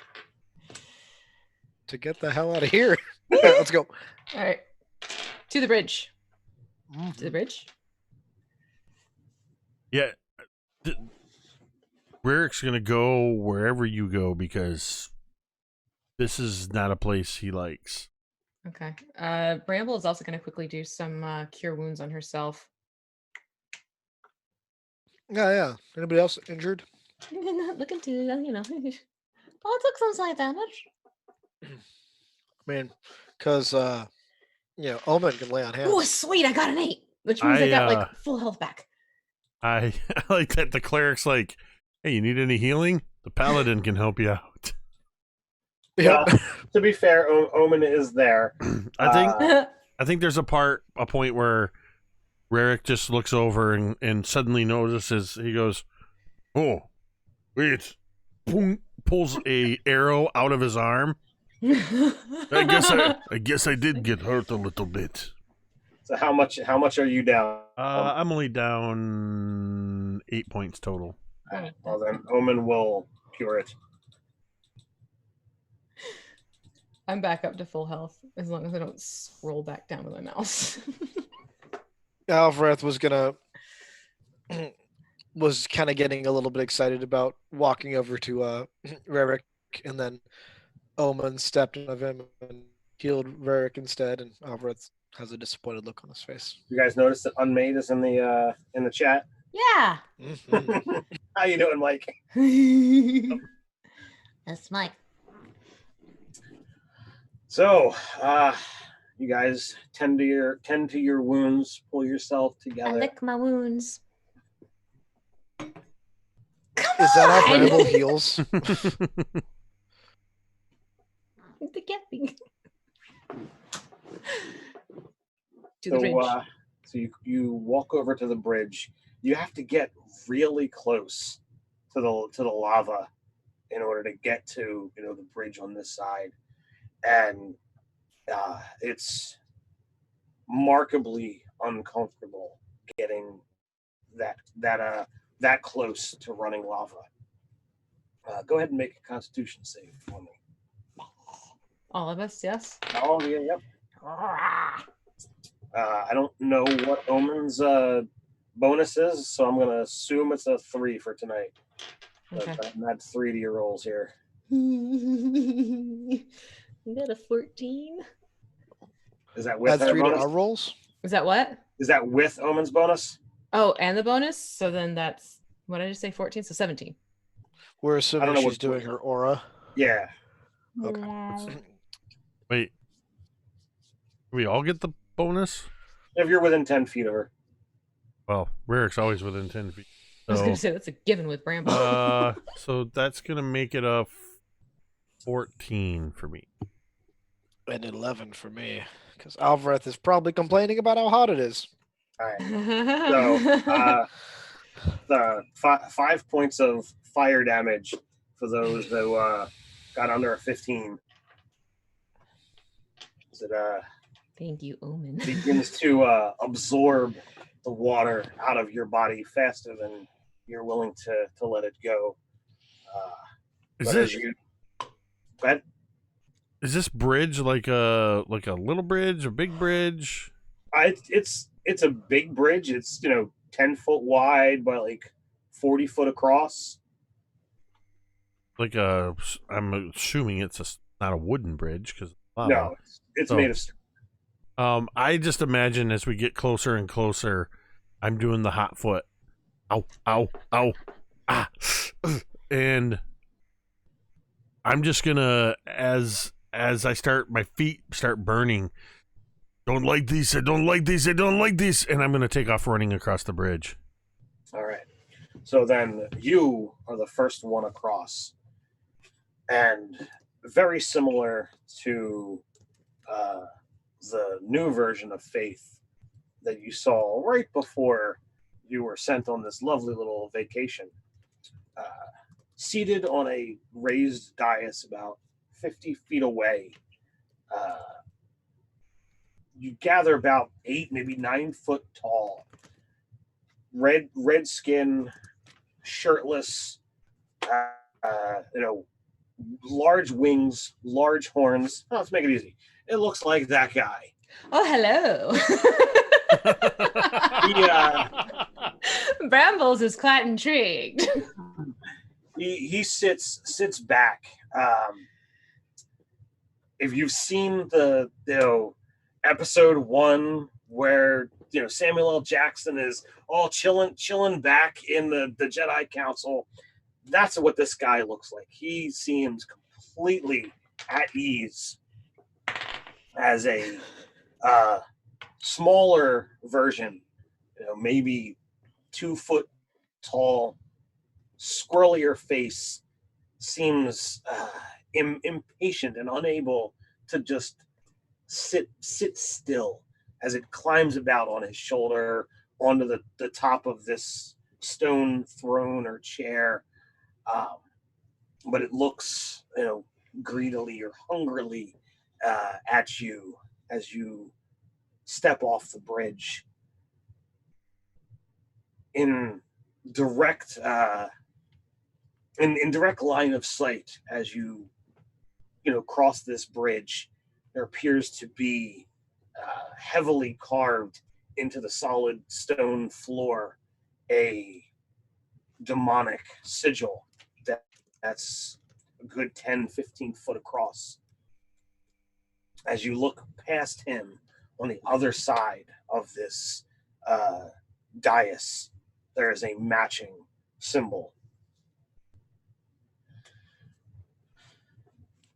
As you look up at this creature, he begins speaking. Do you understand Infernal? It's a good question. Gonna look, but I don't remember. I think it's like... Nope. That's a no. I'm gonna have to stop you right there, because I can't understand the words you're saying. Oh, but you can keep does. talking, Weird. yes, sweetheart. We seem to be not where we were in a forest, you see. And then this woman, she turned into a devil, and then we're here, and it is so hot. Do not like it here. Could you just point us to the way out? So he switches from whatever tongue he was speaking into common. His deep baritone is smooth and soft as he looks down at you and says, well, there are numerous ways out of here. Points to the chasm. It's not far down. Points behind you to the lava. That way is faster. But since your souls have been corrupted by Mother's dark words and your foul deeds, killing those innocent guardsmen, the most fun way out of here. And he reaches down, pulls out a wicked-looking axe. It's made of carved bone off of the throne. The creature that's kind of hovering around his shoulders cackles. Yes, this way will be most fun. Oh no, darling, a whip's far more fun. So, do you wish to converse before I send you to the lower planes? I'm gonna kind of catch up on the bridge now and point at the little thing crawling on his shoulder and go, "Oh, that looks interesting. I think I'm gonna take that." You're gonna take my servant? Well, yeah. I think you'd make a good servant for me. Your axe is a little dull, though. The turtle might want that. It's quite a nice looking axe. I mean, I like my axe. Does your axe giggle? No, no. My servant does. I shall call him Giggly. You will That call was his me. attempt to mimic that guy. That's why I broke my accent. Do you have any further questions, or do you wish to just barter? Do you always do what your mother tells you to do? Well, she did bring me into this world. Yes, but aren't you supposed to make your own path in it, anyways? Yes, and by sending your souls to the lower planes, I will be making my own path. Not if she sent us down for you to toy with us, because then you're just doing what she wants you to do. And someone as tall, dark, and handsome as you surely can come up with his own means, I'm sure. But it is fun to play with mortals who have damned souls. Well, I mean, it's fun to play with anything, don't get me wrong. Surely we can come to some sort of agreement. You're saying you wish to work for me? Work for? And she'll like take a long look at him. Work with? I'm sure we can come up with something, can't we? What are you suggesting?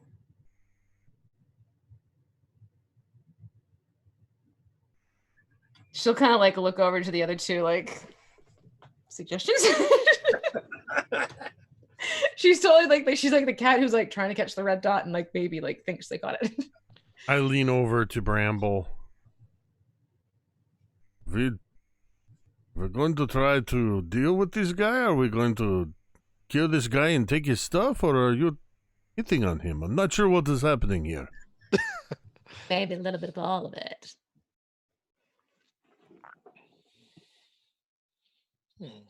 What kind of deals do you have to offer? Well, it's plain and simple. Mother gets poor saps to fall for whatever ruse, commits dark deeds, sends them here. For every soul I kill, and he points across the chasm towards the lava, and you can kind of recall where that blue shimmering field was. That portal gets bigger. Every soul that goes through, one more minion in my army. And when I've got enough, I will set the world ablaze and take whatever I want. Do you have another throne to go next to that one by any chance?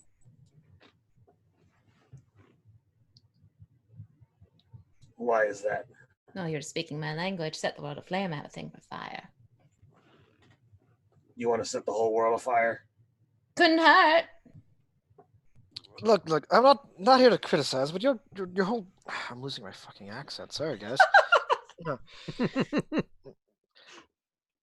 Pretty sure this whole thing is underly thought out. I mean, your mother, she tricks 1-2 people into corrupting their souls and then winding up here for you to kill? How quickly are you filling up your army? Like one person every century? What's the plan here? There's got to be a more efficient way of gaining soldiers than this. Surely, good. We've got time, and she is much more efficient than that. But I see a problem with the ratio here. You've got the 4 of us here, and you're going to take our souls. So you say. Yes. And then add them to your to your minions of your army and increase your portal. But we killed like 12 guys to get here. Imagine if you'd had that. That's like a lot more of us. That's exactly what I was saying. How many people have already killed himself today? This is not very efficient. They were defending their buddy who was an SOB, from what I could tell. Want to talk about a corrupted soul? Oh, you bought that story? Well, actually, I didn't want to help her out, but the others did. Yes, everyone that you killed, number one, you lessen the amount of humans that I will have to deal with when I get there. And 2, everyone you killed was completely, upright and good citizen. But What the point fables is, have you been reading? They're never fully upright. there was nothing upright about. But you're missing the point here. There were 12 of them. Could have had plus them instead of us. You would have had 12 instead of 4. Not everyone is willing to just out and out kill people on the word of a woman or a person. Here is where you got to go wrong. How many people did you kill just because you were asked? Are we comparing notches on the bedpost? You got to find a way to corrupt that doesn't require death. I mean, there's plenty of ways to cause people to do terrible things that have nothing to do with killing. That's true. Really just the most boring way to go about it. There are ways, and Mother has done numerous. Oh, I'm not so impressed by Mother. She's got multiple forms that persuades and corrupts. And you are stacked with weapons, so she assumed that you would be better suited for the killing. Here's the thing. Then I'm gonna hold on ahead. Eric, let me see one of those. One of your delicious desserts there. Oh no. All right, yeah, I'll hand you a strawberry cream tort. That's Can I, all set the melty. It's frosting a on little fire? half melted, half toasted.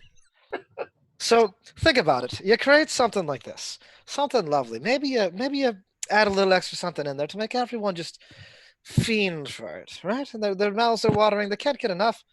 And then imagine one day your shop is full. You've got the entire village just chilling, waiting for this dessert, and then you're out. You don't have any more. You don't know when you're going to have any more again. And these people they're stuck with this unsatiated need. What do you think they're going to do then? They're going to jump hand over foot to do something corrupt.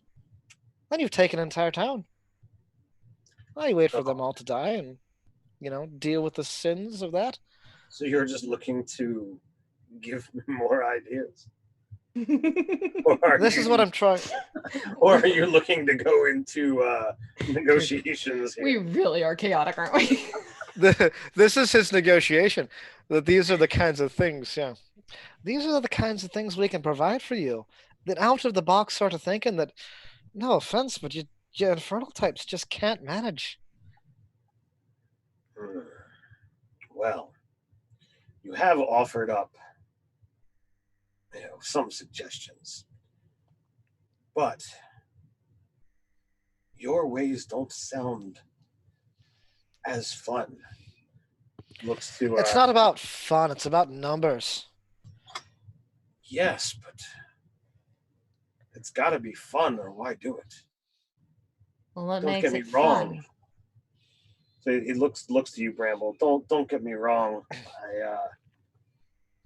I understand what you're suggesting, and if you wish to hand me over some of your companions there, then perhaps we might be able to come to some negotiations. But I don't know if I'd like all of you to stay. How could I trust you? Alvarez's going to take a bite and go, have you tried one of these? So he's still looking at Bramble. Well, I see that's where we're going to have a problem, because I know you may not be too thrilled with their company, but there's this company I do like to keep, and you and I just met.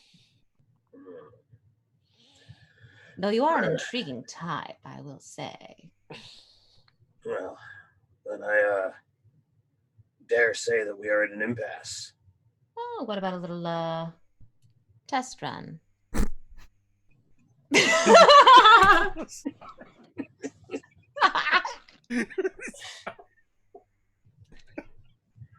Give us a little task and see how we do.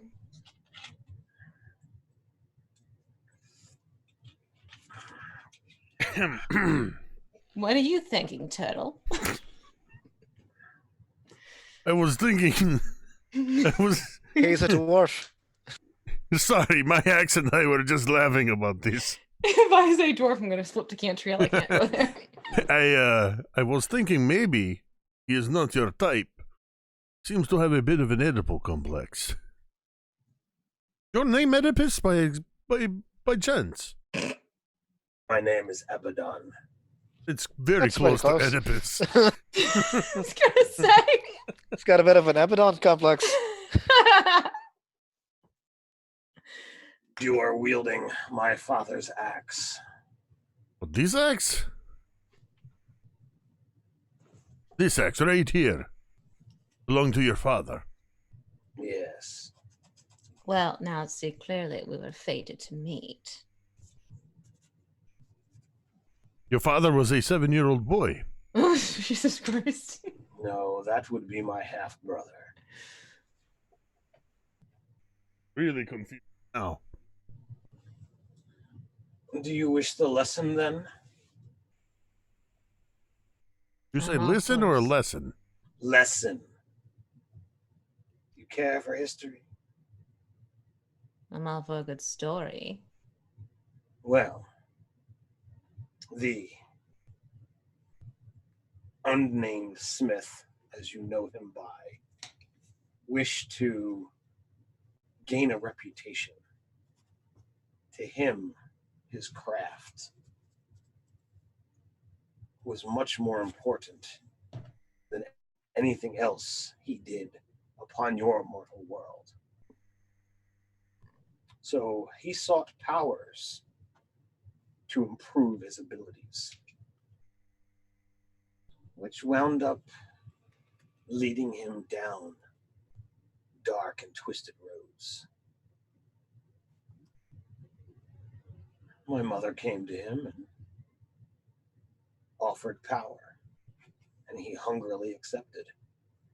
And with every little morsel that he consumed, his powers, his abilities at smithing grew stronger.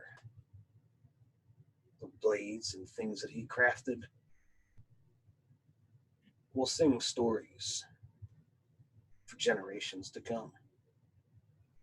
But his name has been erased because his wife killed herself, taking their poor child with.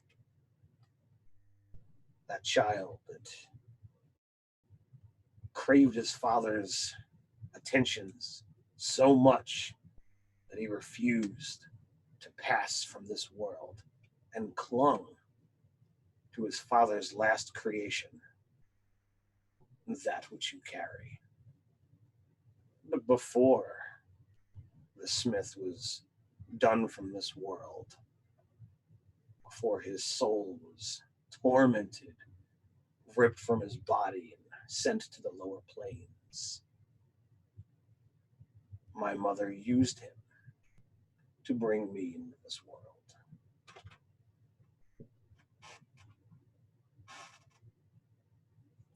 So yes, you wield my father's axe. You carry my pathetic little half-brother with you, who giggles when you wield the weapon.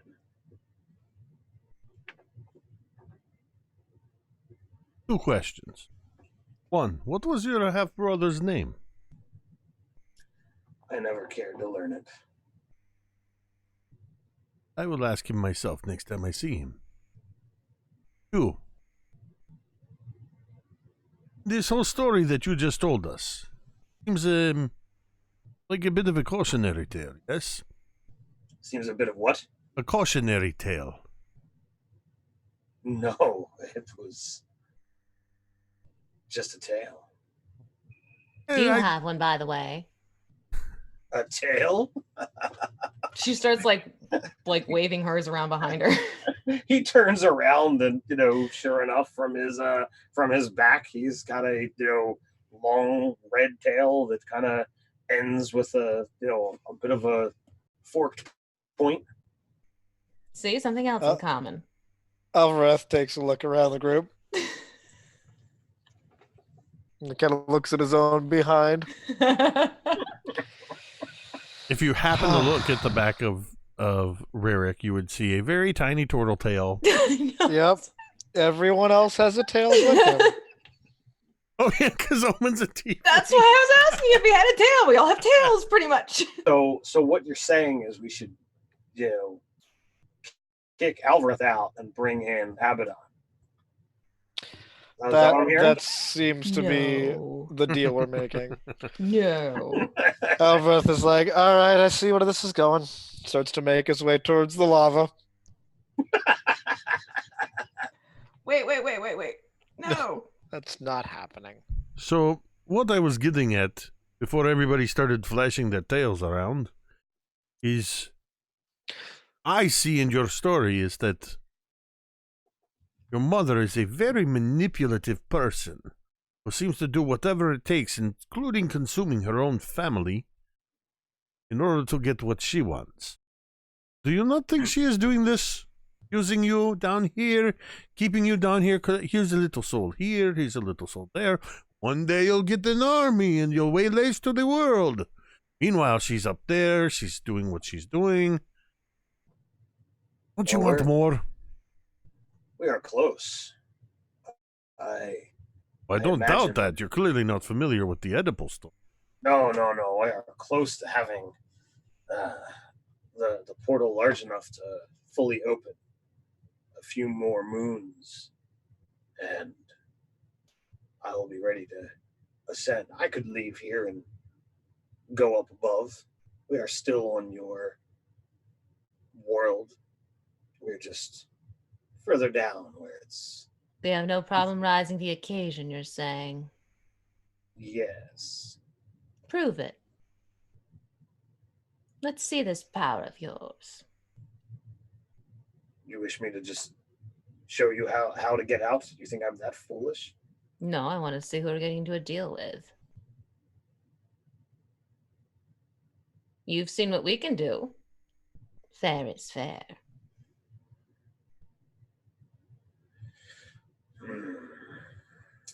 I think it's just more trouble. I think you're too attached to your mother's aprons then, if you're not going to take a chance and just show what you can do without her. I think he's going to make us kill him. Oh, fine. So he looks at he looks at you, Bramble, and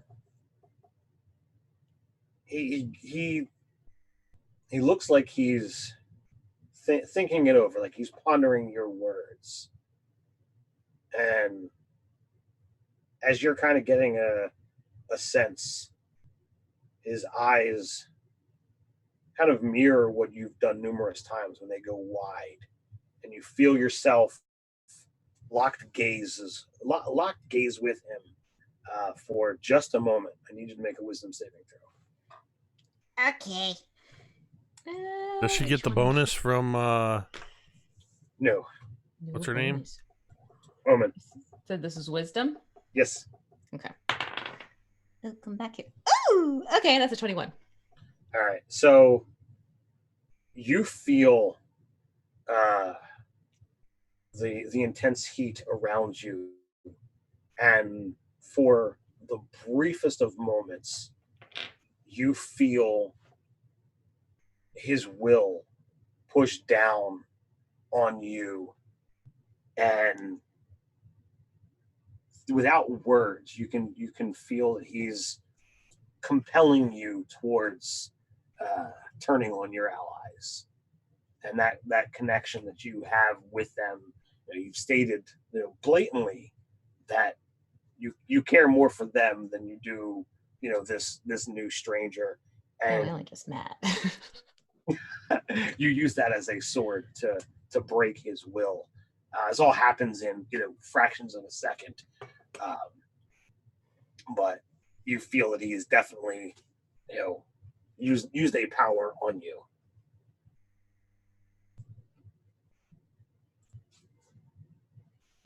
Is there any chance that I notice anything between the two of them? you can make a perception check at disadvantage. Ooh. Okay.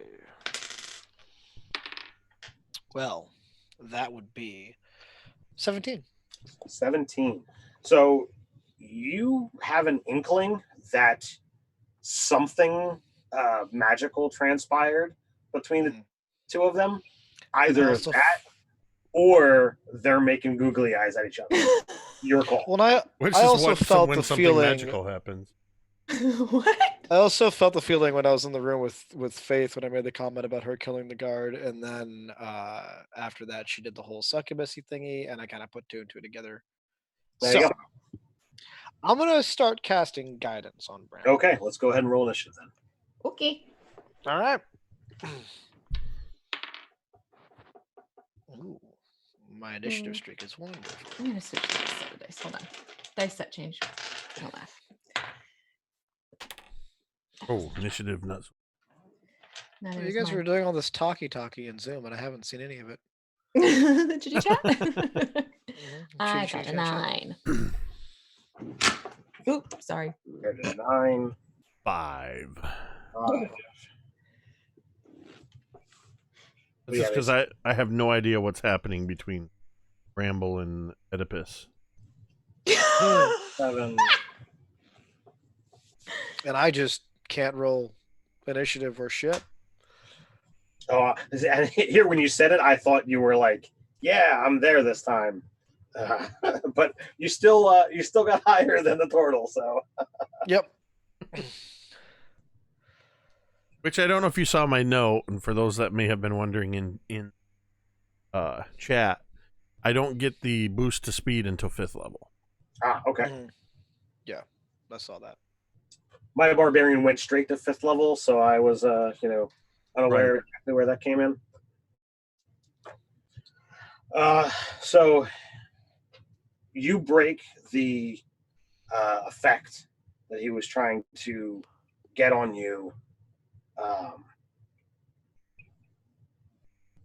and Alvarez sees it, and he begins casting, and like lightning, Abaddon begins moving. Actually, I had a roll for the critter as well. He last. Oh yeah, him. Critter hasn't really done a whole lot of talking, so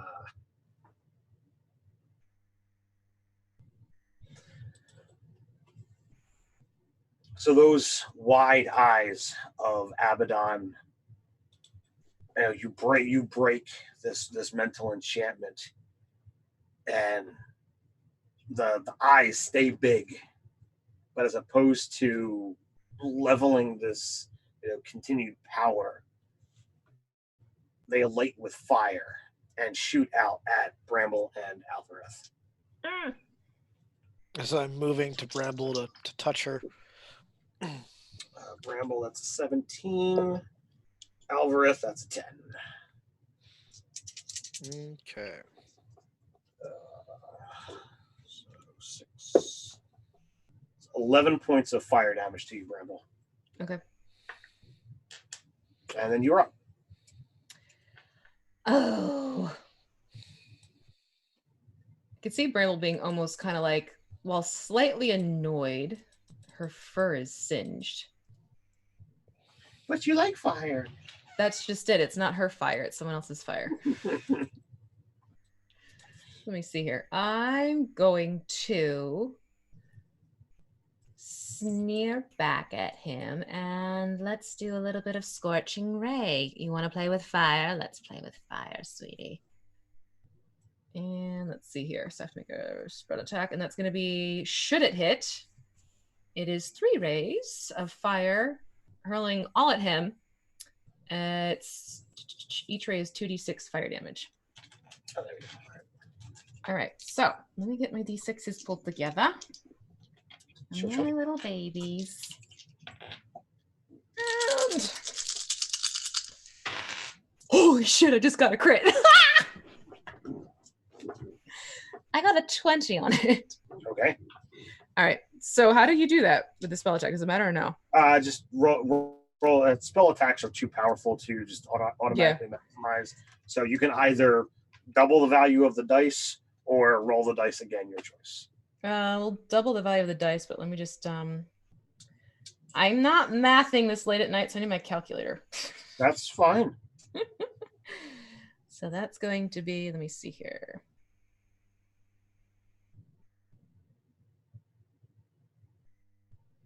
It's 28 fire.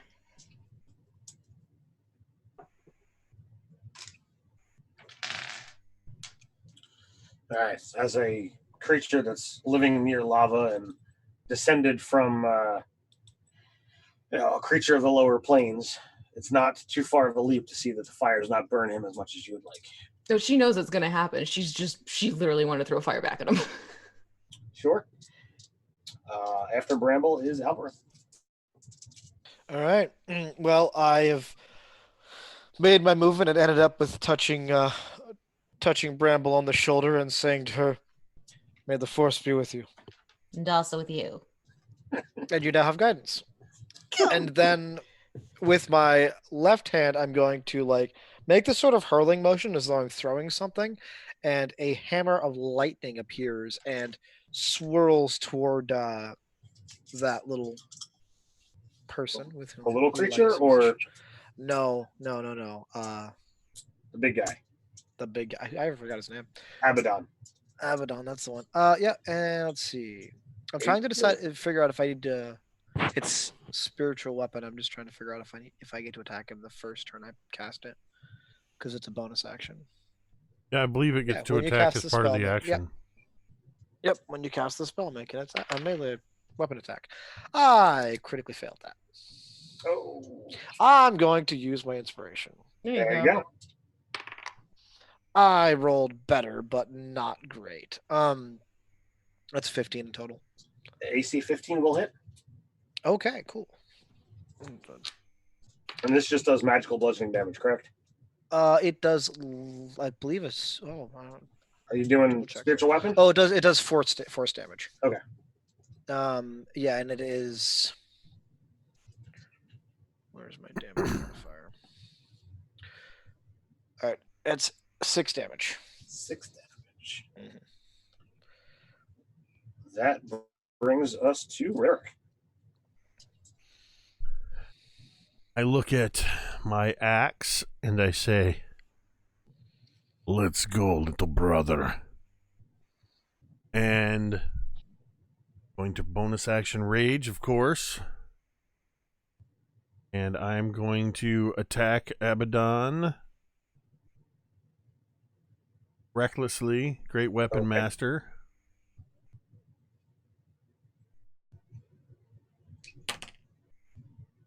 That is a 15 to hit. Will do. That means damage. A 26 points of slashing damage. Him. And I already bonus action. Never mind. I'm going to think about jamming my spikes, spell spikes in, but I won't do it. All right, so it's time for little creature.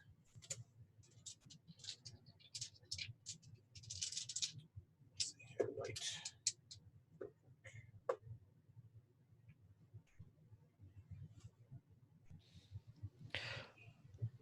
What was the little creature? I think I missed it in the description. So it's a little impish-looking thing.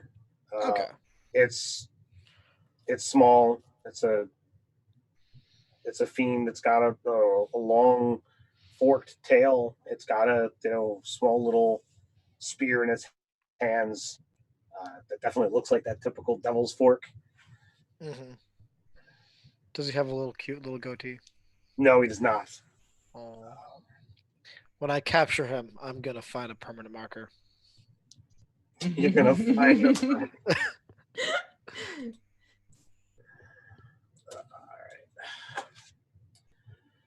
So the tail lashes out pretty hard at you, Rick. by real hard. It's not all that. 5 rounded down to 2 piercing, but it alights for 6 points of fire damage, which you take all of. 6 fire. 6 fire and 2 piercing. Is that all you got? Ow!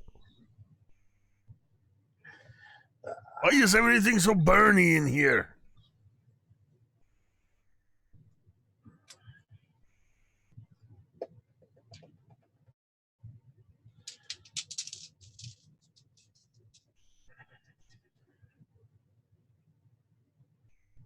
Let's see here. So he's going to blast another ray at you, Alvareth. That is going to be a 22. Oh, that'll hit. And then he brings the axe at you, Rarick. That's a 26. Yeah, that'll hit. So, Alvareth, you take 12 points of fire. Ooh, I don't like that.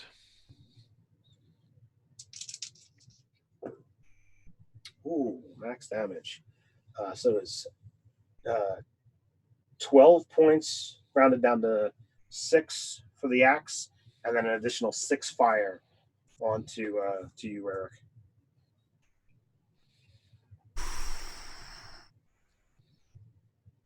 All right. Bramble. Okay. I'm going to. How far away is he? How far away is everyone? I'm trying to get like the sense of where everyone's standing. So I don't know how close you wound up approaching him. Rarick is in melee with him. Okay. So That's I was assuming that you were somewhere in like the 20 to 30 foot That's what I away. was, yeah. Okay. That's what I was trying to figure out. Then I will move closer to Abaddon, right? Yep. And get up close to them and do some poison spray right in their face. Okay. So they have to succeed a Constitution saving throw. All right.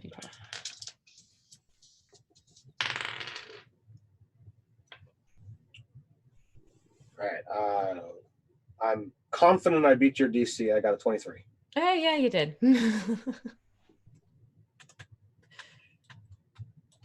Is that save for half or save in the gate? I believe that is just completely Cantrip. Use a cantrip, yeah. So, nope, that's it. Okay, Alvareth. All right.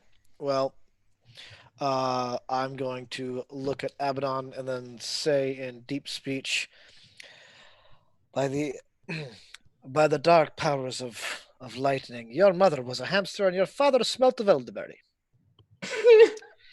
And he is going to go ahead and have to make the charisma save of 13. You're attempting to bane this guy? I'm attempting to bane this guy. That's an 18.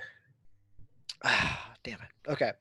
Then I'm going to You saw the picture. You see how pretty he is, right? Yeah, but you know what? You gotta give it a shot when you have the chance. I'm gonna go ahead and kind of, eyeing him Now, up. wait a minute. Bramble is an opportunist. I am teasing thee. I just want to make sure that's clear. I mean, should it go that direction? I'm sure she wouldn't complain because, again, opportunist. But you still have your bonus action with your spiritual weapon. exactly. My spinning Mjolnir is going to smack him again with a crit. Oh, nice. And does that just roll a dice twice? Yeah. All right. So that is 9 force damage. 9. 9. Okay, Rick. I'm going to wind up, take another swing at him. I don't know why I just went all Western Cowboy. That's my other dwarf character, Eli. Ray, Let's reunite you with your father. And that's going to be reckless, great weapon. So that's going to be a 16 to hit. Barely, but yeah. That will be. Actually, Nice. you know what? No, he's gonna use a reaction, and he puts up a barrier of energy that stops your strike from hitting.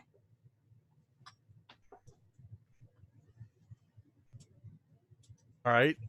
As the axe rams into this barrier of energy, and I put a lot of mustard on that. Rolled max It's like, damage. it bounces off. I'm gonna growl, and bonus action, I'm gonna just try to shoulder check him with my Sure. spikes. Go for it. And I'm gonna bounce off of that shield again because that was a 2 on the die, which I believe is something like a 7. Oh, yeah, that's Like, "Oh, boom, oh, boom. Don't like this. Face me like a man or a demon or whatever you are." so it's kind of weird. You might not be able to pick up on it now, but as he's laughing, at your attempts, he's you guys are in the thick of it, combat, and he's wielding magic and the axe at the same time, but he mocks you with his laughter, and in the same pattern you hear the childlike laughter as well. It's might be something to haunt your dreams later, or maybe not, but it is definitely there.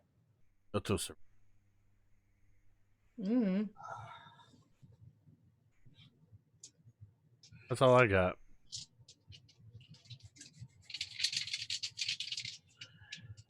Let's see here.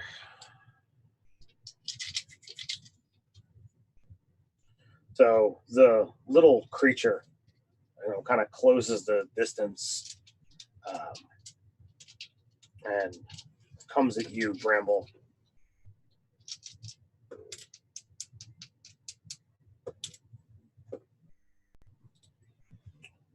So he hits you with his tail and with his little spear.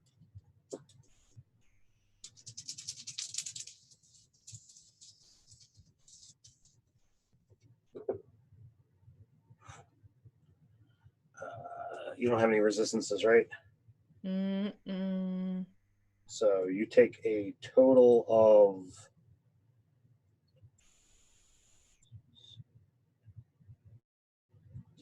18 points of damage. 6 of that is fire. Oh boy. As he, comes in at you, stabbing. He misses with his bite, but his spear and his tail, stab out hard. Okay. Yeah, that's interesting. Are you still standing? Standing, but wobbling.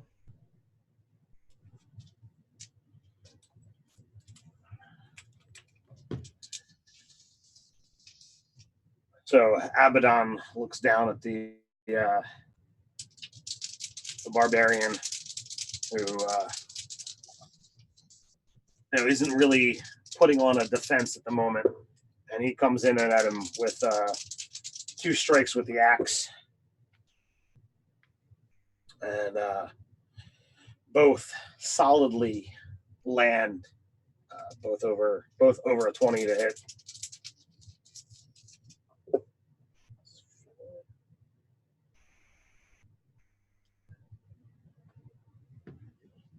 So that is 6 rounded down to 3 and 6 fire, so 9 damage from the first strike.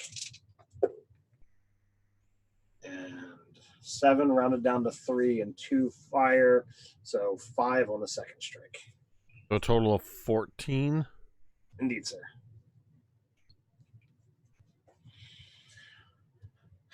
Bramble, you're up.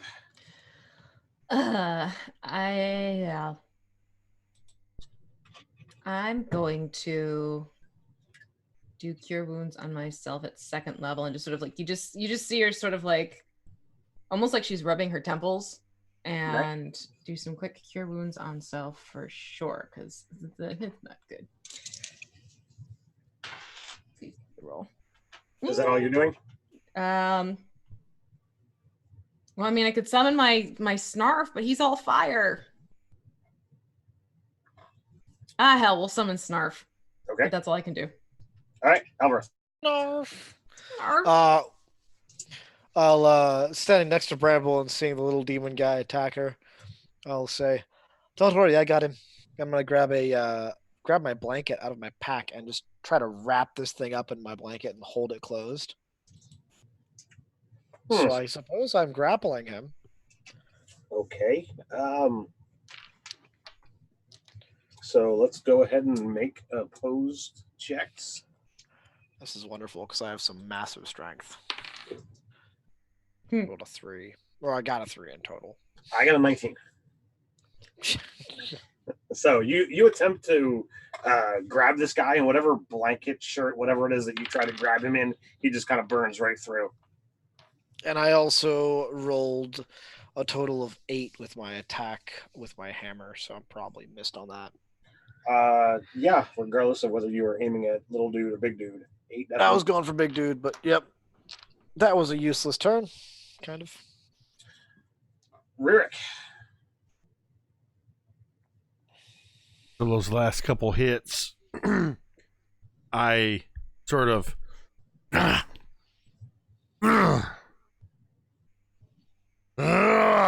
and I'm going in reckless, weapon master, everything I got, and that is going to be, you know what? I'm going to, yeah, that's a 16. Okay, that hits. Okay. Trying to decide if he was going to try to keep me out of his hit. What? Okay, so that's a 6 is 15 points of magical slashing damage. You doing your plus 10? No. 25 points of magical slashing damage.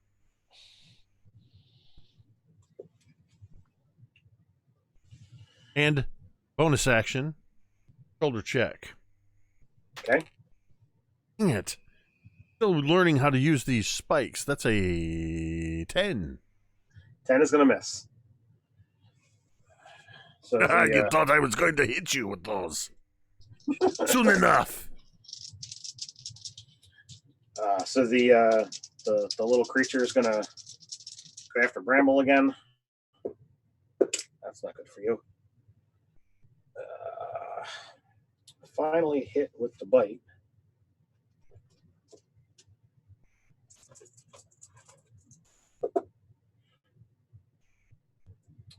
For 13 points of damage. Did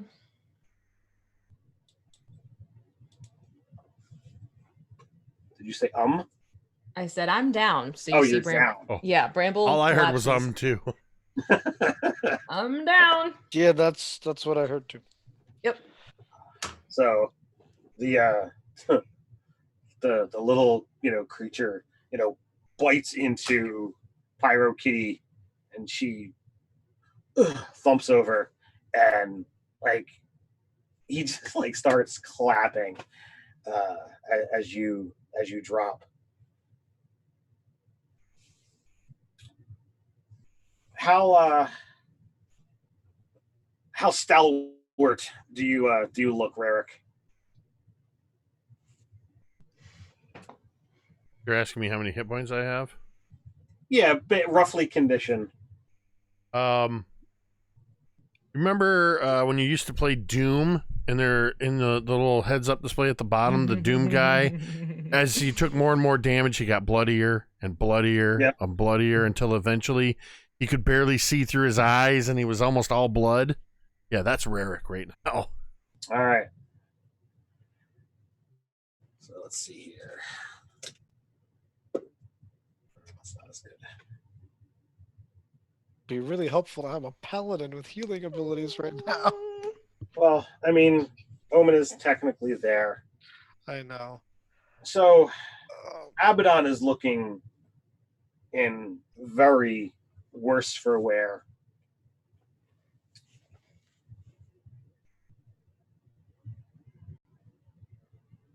And he looks, he's still like kind of axe battling with Rarick, but Rarick's not in a conversational tone.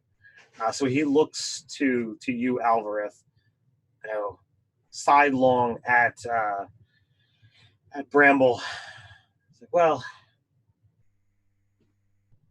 we may see each other one day, but I'm not dying today. And he kind of does a similar gesture to what Faith had done up above, and his form alights in flame, and he is gone. Damn, and Bramble doesn't see that. I imagine as we were battling, he was like blocking my blade. And when he disappears, like my axe just comes right through the air and slams into this volcanic rock or whatever it is. Ah! He only gave up because he knew I was going to kill him. Did he leave his little friend? The little creature is there, and he's kind of like looking around at the fact that Abaddon is gone. I'm gonna reach down and grab him by the scruff really fast. But it is Bramble's turn, which means I need a death saving throw. Oh dear God. 17. So we can continue rolling this out if you want, but this little creature does not have much to him. We can hand wave or roll it out as your call. So what I was going to do for my turn is I was going to scruff him and bring my hammer flying at him and stop it inches from his face and pretty much give him the option to surrender and be my little buddy, or I'm going to smack him in the face with this hammer over and over again. All right, well, you smack him in the face over and over again.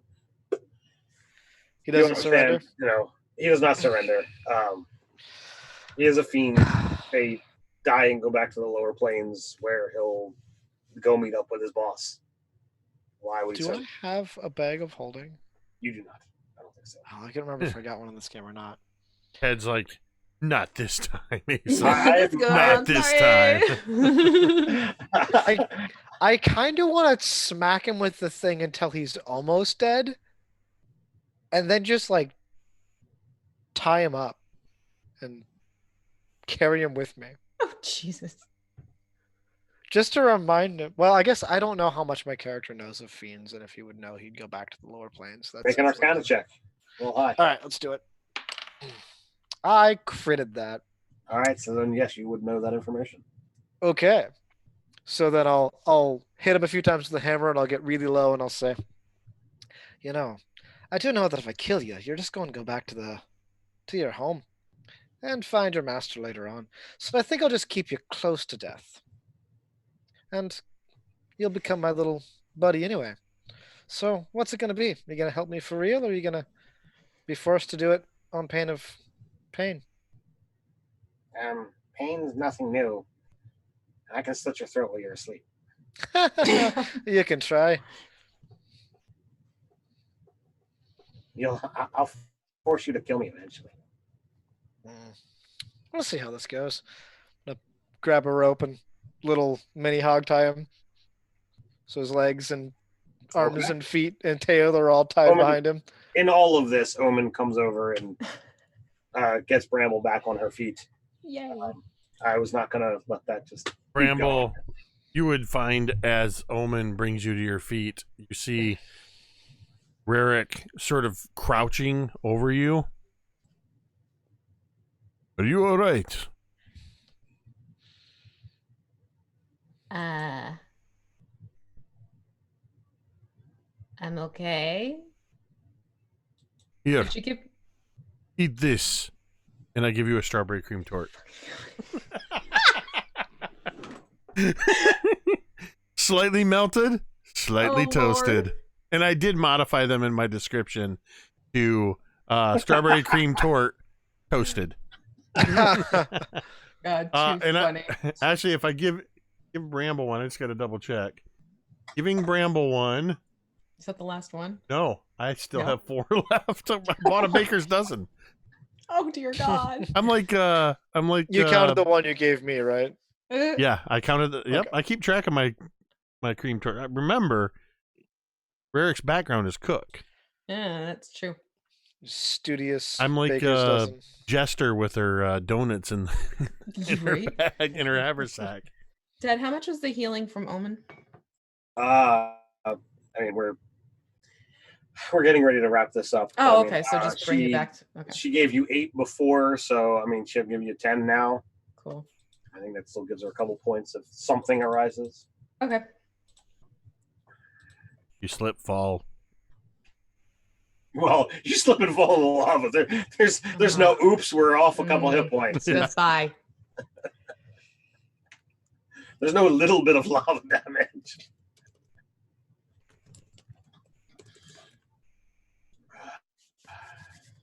So, Abaddon told you that somewhere in here is an exit. You know that there are 2 demonic sigils carved into the ground. There is something, some kind of gate across from the lava. Do you attempt to do anything? Do you want to just, look for your way out and go? What do you guys do?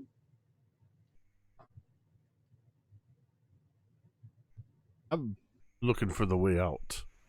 Yeah. But I'm literally just standing there going, I don't see a door anywhere. I'm gonna put a finger to the forehead of the little demony dude and word of radiance him for 1 radiant damage, and then be like, so how do we get out of here? He tells you that, and if you head back out to the larger chamber, there's a false wall, and behind it is the door. And you're really going to have to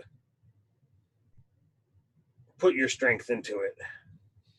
He I just cracked my knuckles. Points towards the barbarian and says that he should be able to get it. Got his hands tied back and just. Well, he's pointing with his tail or with his nose, Okay. nodding in the direction with his head. You didn't bind this guy so much that he can't move. So That's true. Points with his. I tied his tail up too. if you leave his tail open, he's going to start, attacking people. Stabbing. Now the whole thing, tail, arms, feet, all of it. And you used just rope to bind him. In this case, yeah. Okay. I know he can burn through it. He'll get away, but I'm gonna go through this process of what the word of radiance and healing him. I figure both of those have got to be uncomfortable for a devil. Sure. So you walk back across the bridge with the tired from the fight and all the things that you've done today, and you find this area that he points towards, and sure enough, it's an illusion. There's not really rock there. Behind it, it was this heavy door, and despite you moving the latch, the thing seems to grate against the stone. Rarik, you have to kind of put your shoulder into it and kind of charge or push, numerous times to get the thing open. And finally you do, and you're able to walk. And this, with each step, moving farther and farther away from the lava, the heat subsiding, cooling off. You find yourself, that much, that much safer. But we'll have to find out next time where the end of that corridor goes. All right. So, Cool. thank you guys for joining us. Thank all of you in the chat. I hope you had a great time with this scenario.